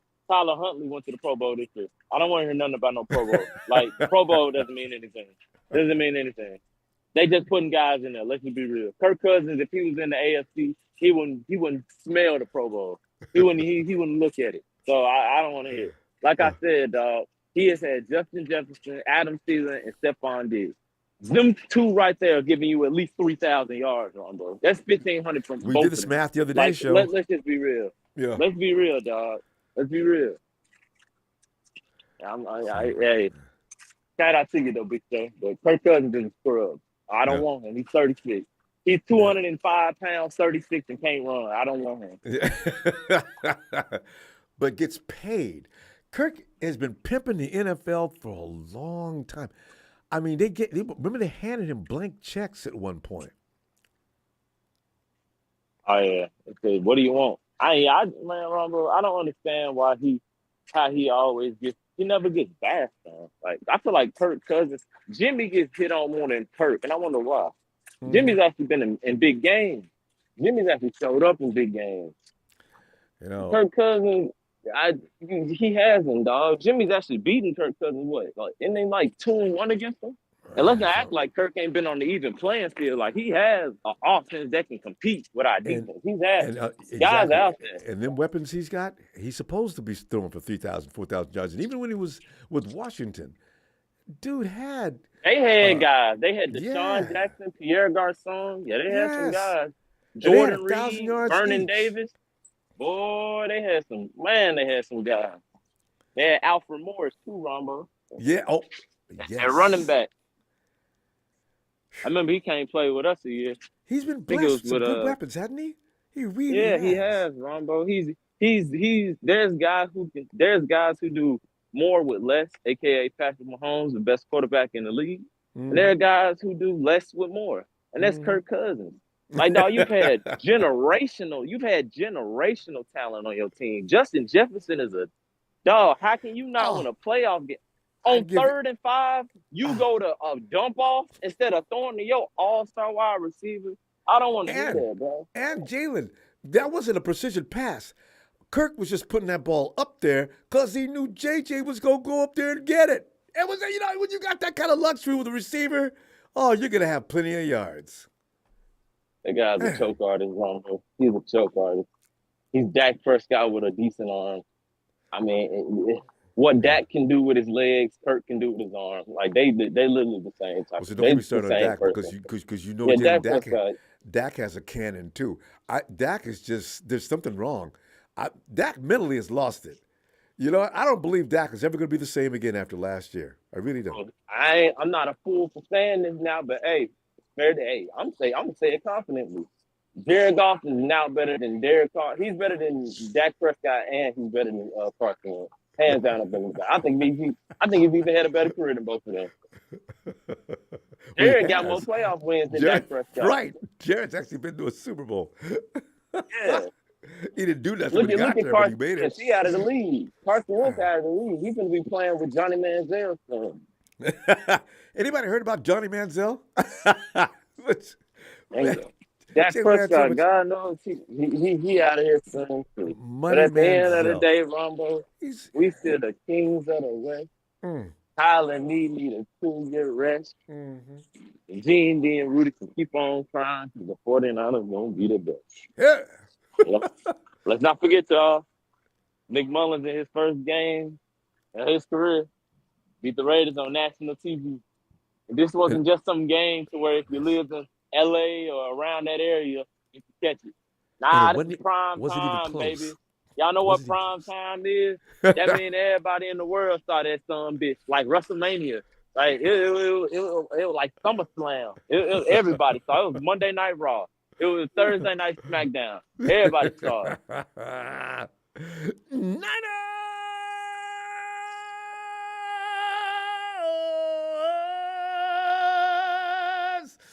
Jalen, see you Sunday. And Jalen, we were so busy talking football, I didn't get Jalen a chance to get loose on the riffraff running out through the chat. You people know who you are, and just know that. We're going to flush this toilet, and you guys are going to go down with it. Hey, Tony!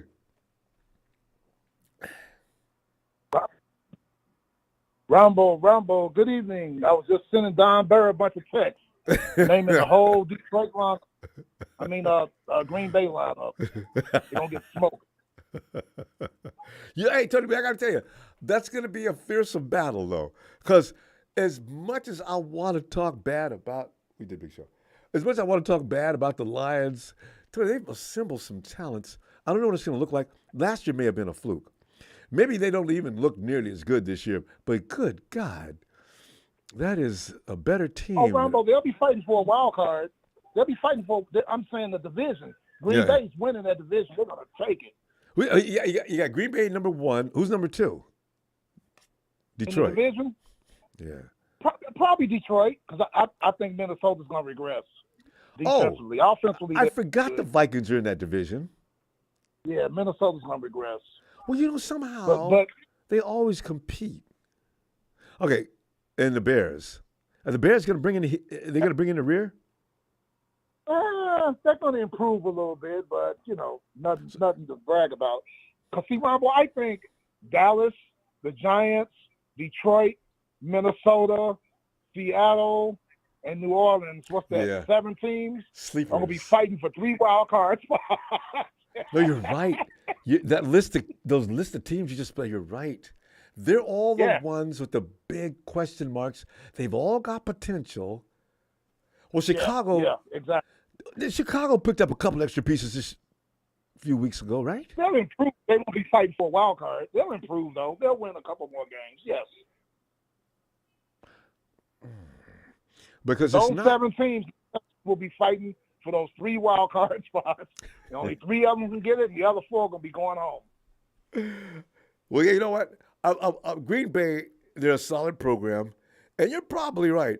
It's like I said last year, I don't know why, because I'm probably overrating, because when I did see Detroit get in the playoffs, they got beat like stepchildren. I expected more from them.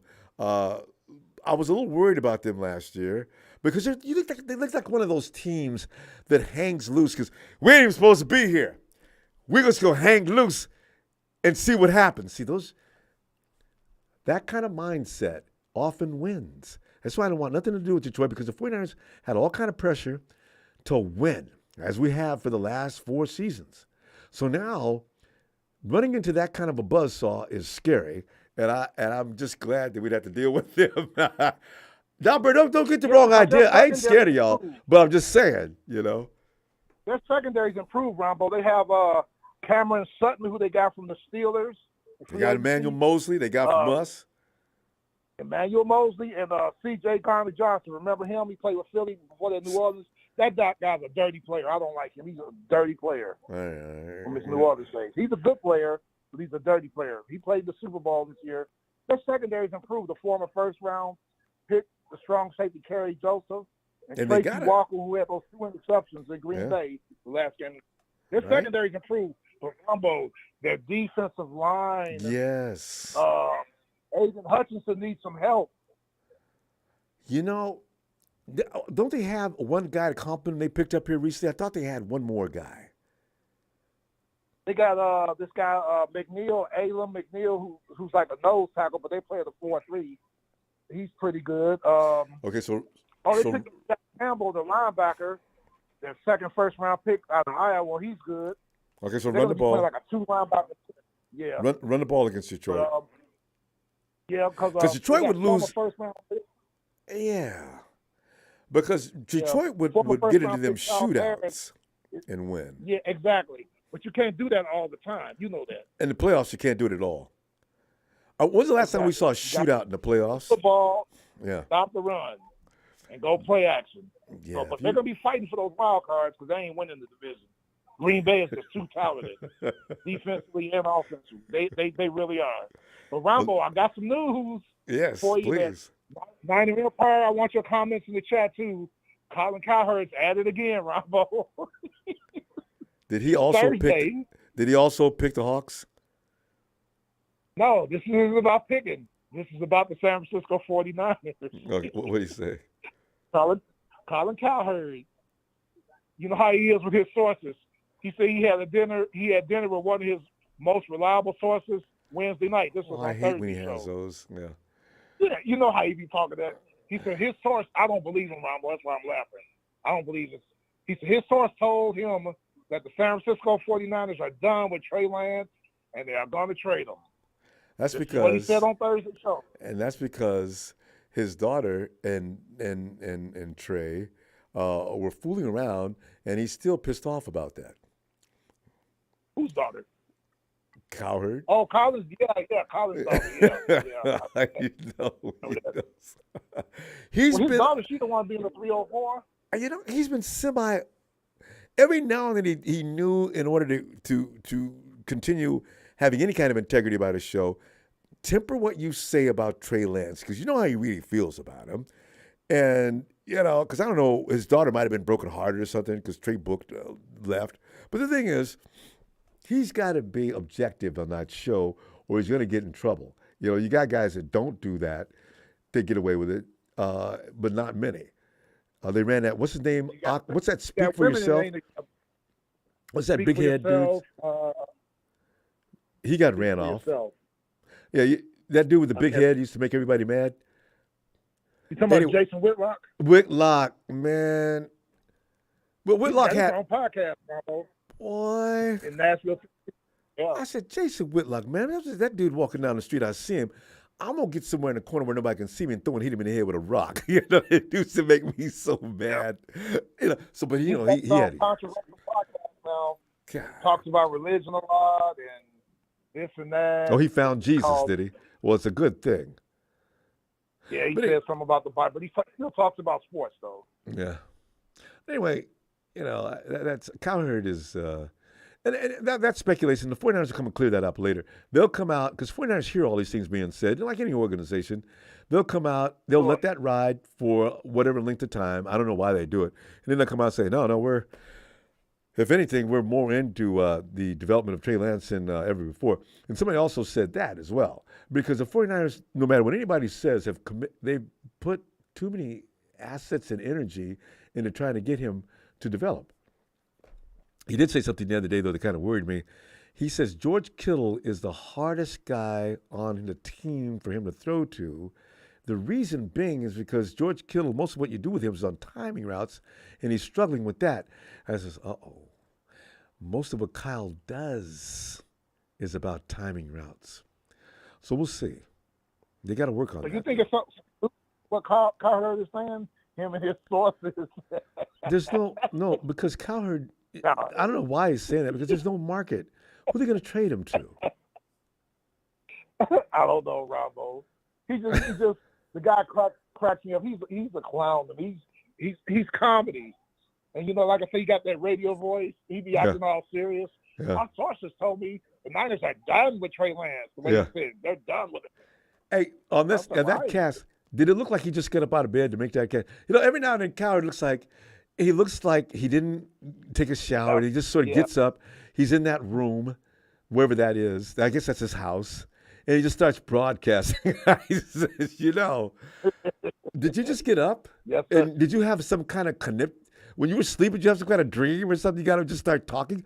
What are you talking about, Colin? I mean, sometimes he says things that, and then what's his name? What's this lady's name? She makes me even more mad. Joy Taylor. Joy. God, she's made me mad for years. I think she knows everything. She Don't does, disagree with her if you're on the panel, because if you disagree with her, you're going to get fired. That's why I like when guests come in and they do argue with her. They're not on the show again for whatever reason. But I mean, you get in there and agree with, and you know, she always starts up. Well, I don't know if that's true because blah blah blah blah blah blah, and you're sitting going, what are you talking about? So Ronbo, I wanted to ask you, who do you think is going to win your quarterback competition, or is it just too early to say?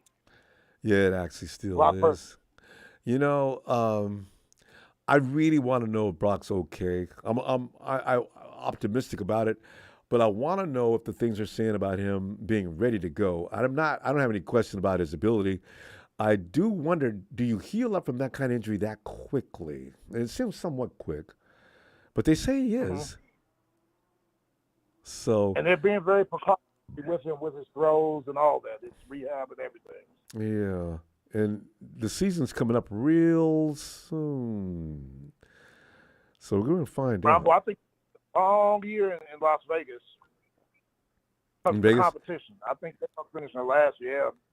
I was doing my evaluation. Yeah, Vegas. It's going to be a long, hard days in Las Vegas. That's what the Super Bowl is this year, too. Yeah. But McDaniels and whomever else he brings over there. I understand the Raider fans are not happy with the work in progress. Yep. Jimmy G. You know who that backup is? I was looking at some of these Hoyer. Yes, Brian Hoyer. I said, oh, man, Jimmy G better not get hurt or they in trouble. Some of these teams, backups, Ronbo, if they go down, starters go down, they're in trouble. That's why I'm happy, because if something would have happened to Desmond Ritter with us, we got Taylor Heineke. I used to be in Washington. I like him. Yeah, Heineke, he's a battler too. He's a gunslinger, man. And he can do it. No fear. I love no fear quarterbacks.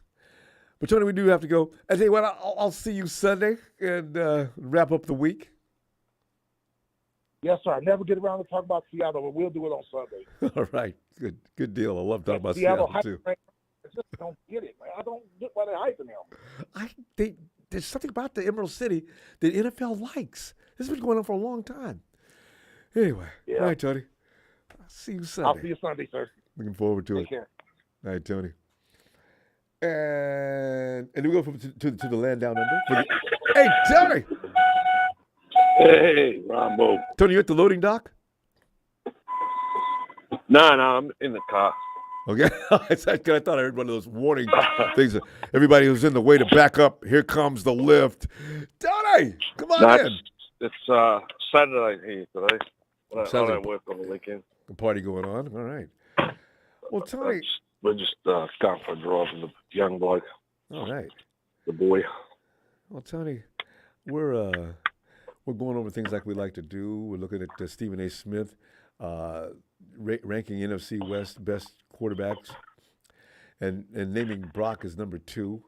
Coming from Stephen A. Smith, that's a huge thing, because Stephen A. Smith doesn't. Well, you know what the thing is about Stephen A. Smith? He doesn't like the Cowboys, and Jared Goff, which is a good thing.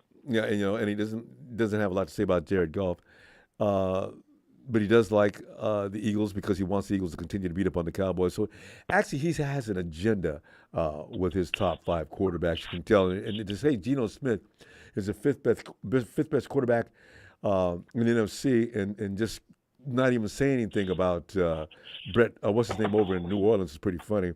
Is Geno Smith better than Derek Carr? So I'm laughing a little bit, but I'm kind of enjoying it. So well, you know what? Look what before I even say anything, Ronbo, I don't know. Oh, I come in late. I didn't even hear most of the people, but what do you call it? Chill Pill Phil did yesterday with Big Show. I've got to come in and stick up for Big Show. Right? Yeah. I mean, Big Show's been to address that, by the way, too. Go ahead. I didn't hear it, but yeah, especially when you get to our age, it's kind of embarrassing. You said something. You've never heard Big Show come on here and call somebody a dumb fuck. No, Phil was a little, he did go a little too far with that, but yeah. And then you've got to come back and ring up, and I'm thinking, everyone's entitled to their opinion. Yeah. You know what I mean? Yeah, it's absolutely what makes the show good. But at our age, to come on here, I'm in my mid-50s, I'm sure Bill is around that vintage, maybe a little bit older, I don't know. Yeah. And to act like that, like a pork chop, Jesus Christ. A pork chop. I got to remember that one too. No, I was cringing. I was cringing a little bit when it Phil got, but he was very emotional. And Show came in and addressed it today. But I understand what you're saying. I'm sure Big Show's old enough to look up, to take care of himself. No, he handled it really well too. Show didn't use any profanities or anything else. He came in. He never does. And pointed out why he believed he was right, and it was pretty good. It was very good, actually. Yeah, he never does use those type of profanities, Rob. Yeah. But as far as the quarterbacks go, and I don't know, who we saying? Mariota? No, not Mariota. Oh, yeah, no, I was thinking, number 1 is Jalen Hurts on Stephen A. list. Brock Purdy's number 2. Jared Goff comes in number 3. Dak Prescott, number 4. Number 5 is Geno Smith. I like Stephen A. He's entertaining. If you know what the bloke's all about, you know what I mean? You're entertained by him. You know what he's about. Yes. Yeah, you're entertained by him. Whereas Florio makes me grind my teeth. I can't stand him. I want to take a baseball, and if I could just throw and hit him right on the forehead. You know, God, he really burns me up. You're right. There's some guys who do that well, and Stephen A. Smith does it in an entertaining capacity. Florio does it because he knows he's pissing people off. Stephen A. Smith is just being Stephen A. Smith. His opinion. But, yeah. I was looking at. I haven't looked. I'm thinking to myself, we haven't spoken about it on the Ronbo show yet, but who's getting the cut list? You know, the final 53, and the only thing is, as I said to you, I'm not worried about any positions on our team except for the right-hand side of the O-line. Yeah, everybody's concerned about that. I hope we're all I'm surprised. I would like to be, exactly, I would like to be pleasantly surprised and go, wow, you know, great. And say things like, what were we worried about? I can't wait to be able to do that. Exactly. I mean, I don't know if we've got rotational players on the O-line there, apart from that guy, what's his name, a big Italian dude. We picked him up from the Giants? Yeah. Yeah, he's the guy that Brunskill plays. Yeah, he can play any place. He can play. Yeah, and he can play center too, which is a good thing. And speculation was earlier that he may take that job from McKivitz. Well, it remains to be seen. Yeah. I mean, but I think McKivitz is a future prospect. This guy, the other guy is. I mean, how old is he? I think he's 30-something. I'm not sure how much. Offensive linemen don't need to be children to be effective, but I think he's 30. I'm not sure. Anybody know how old? What's that guy's name, by the way? Anyway, he's not real young, but he's not really old yet. Yeah, so he's got a few good years left in him. Yeah, but apart from that, you know, I mean, I would just like to nullify that side of the field for everybody else that's coming up against us. You know what I mean? Just to ruin their plans on purpose. Oh, he's got. Yeah. You know, Tony, think about that for a minute. If you were Mike McKivitz, I mean, what's his last first? Anyway, if you were McKivitz and you hear what everybody's saying, and they're expecting me to fail, I have a good feeling that McKivitz, big corn-fed country boy like that, is, and they say once he got used to that spot, because he was a little shy when he first came, McKivitz is hard to deal with. He didn't give up any pressures. McKivitz, he got hurt, but as far as the quarterback being safe, you can't run with McKivitz, but he'll be damned if you're just going to run right by him.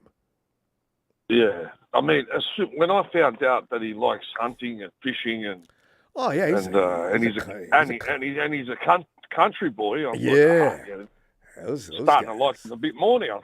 Telling you, look out, McKivitz is no wuss. I'm not saying that he is, but you know, there's people that fail at their positions and there's people that thrive. It's just at the moment for us, it's an unknown. I mean, the few games that he has played, he's played well, but we need to play well against the big boys, Ronbo. I've said it to you before. Like you mentioned just before, I don't want to see the Detroit Lions in the playoffs. It doesn't matter who you see. Yeah. If you want to be a champion, you have to beat them all. And want them. Doesn't matter. Yeah. You know, I would like to see. I like the reverse. I would like to see the Kansas City Chiefs in the first playoff game and blow them off the park and send them home. Oh, how good would that feel? And then you send a message to the rest of the NFL going, they just blew the crap out of the Kansas City Chiefs. You know, it'd be everyone's going to go back. Exactly. And everyone's going to go to plan B. Shit. What are we going to do now? Got to restructure everything. You told me there is no plan B. If the 49ers were to blow Chiefs off the field, there's no point in playing that game. Well, who is it? One of the boys that calls up. Well, now that we got that out of the way, Yeah. I think that's the Rev. That's the Reverend. The Reverend, I explained why the Lions just bothered me because they were a hang-loose team that was coming up, and they're looking good. I didn't want the 49ers to run into something that they didn't know enough about. I think we do now, and I think they'll be okay. I know your way of thinking, because at that stage of the season, you just let your guard down for 5 seconds, and some surprise team that you're not expecting to lose against, boom, get you right on the bill. Exactly. And you go home with your head between your legs going, Jesus Christ, how the hell did we lose that? And that happens every year, Tony. Tony, we got to go, though. Hey, I tell you what, enjoy your weekends, Jordy, on Saturday, and I look forward to seeing you Sunday. All right, brother. Shout out to everyone, and catch up. See you in the next chapter. Looking forward. All right, Tony. Cheers. All right, brother. Cheers, mate. There's Tony. A Big Show Tony came in and took the baton from you. So you guys aren't going to make Phil behave, though. I already know that. But anyway, it's fun to watch. Hey, JJ.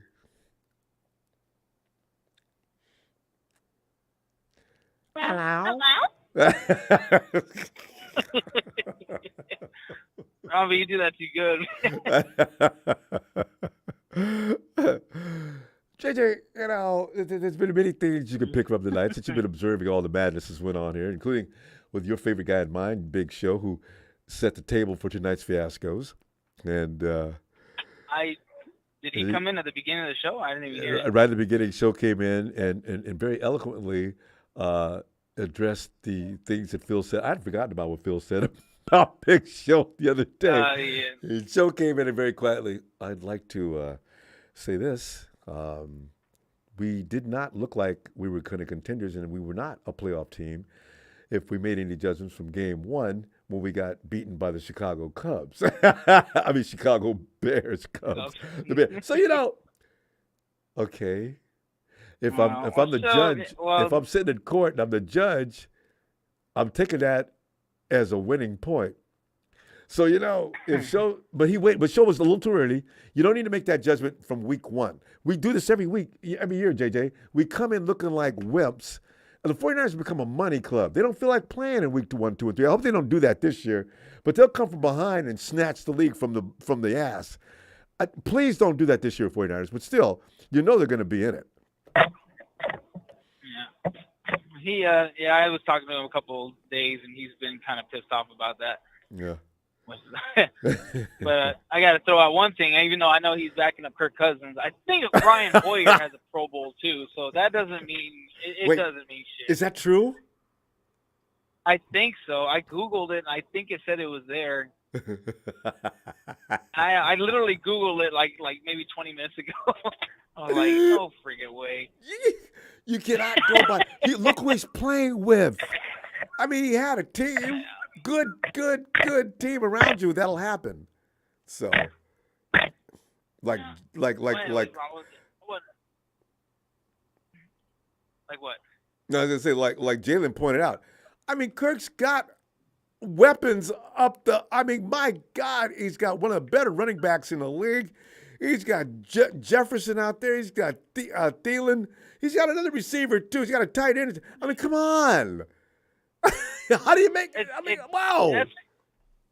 That just goes a little bit more in Show's point. Like, that just goes to show that Shanahan isn't this crazy guru. I mean, he can't make it happen with Hoyer. Can't make it happen with Beathard, Mullins. Hell, even with Trey Lance up to this point, he's only succeeded with 2 quarterbacks in this on this team. Yeah. One of them, you guys just ran out because you hated him. Yeah. But and the other one is being thought of as, well, I don't believe it. I need to see that again. Okay. Yeah. Well, you know, that just goes. That's another thing I want to talk to you, Ronbo, about, because it's stuff like that you say right there. This is why a lot of people love watching your show, because you actually think logically. You said it earlier about the whole tape thing. Hey, even if that was a huge factor, you know what you got after 5 games. Mm-hmm. Hey, Brock played 8, and he looked amazing in those 8 games. But at the same time, it's like, what did you say? You said Let me see. You said something about the tape. No, yeah. The thing with Shanahan is yes. Okay. Here's a goofy thing. My father-in-law is a Rams fan, and he thought he was a big shot because he's really good at checkers. So I taught him how to play chess, and I told him this is why Shanahan is amazing. This is why you think McVay is amazing, is because he shows you the same move, but doesn't have the same play. He wants to show you one move, and then once you think you got it, he tricks you and does something else. This is how chess works. Yes. It's a mind manipulative game. This is not Shanahan. You can look at all the tape you want. Shanahan's going to show you one look, and it's going to be a completely different play. It's just the way it is. So if you want to look at tape with Purdy, yes, you're going to be looking at the same thing all the time, from this session to the next session to the next session. And it's gone on record that Shanahan does that on purpose. It's like even his players echo it. Yeah, Kyle, Coach will actually, he'll send us through the same play knowing damn well it's not going to work. But we'll do it again. And we gain 2 yards, we'll gain 2 yards, we'll gain 2 yards. And suddenly something else may happen. Or it may happen before or after that. But you don't know when it's coming. One thing we have to get, JJ, one thing you have to give credit to Shanahan for that he doesn't get enough for. Shanahan will fool the average individual, cannot match wits with Kyle Shanahan when it comes to football. You're not going to do it. And that goes for all his disciples, everybody's learned with him. Even McDaniel over in Miami, who is his best student, is never going to be on the same page. That's another thing that you said earlier. It's like you said, all his little disciples on that thing. I look at it like this, because I heard somebody I used to look at as a mentor before, and not a football-related thing, but he said one thing, which was, I taught them everything that they know, but I didn't teach them everything I know. Exactly.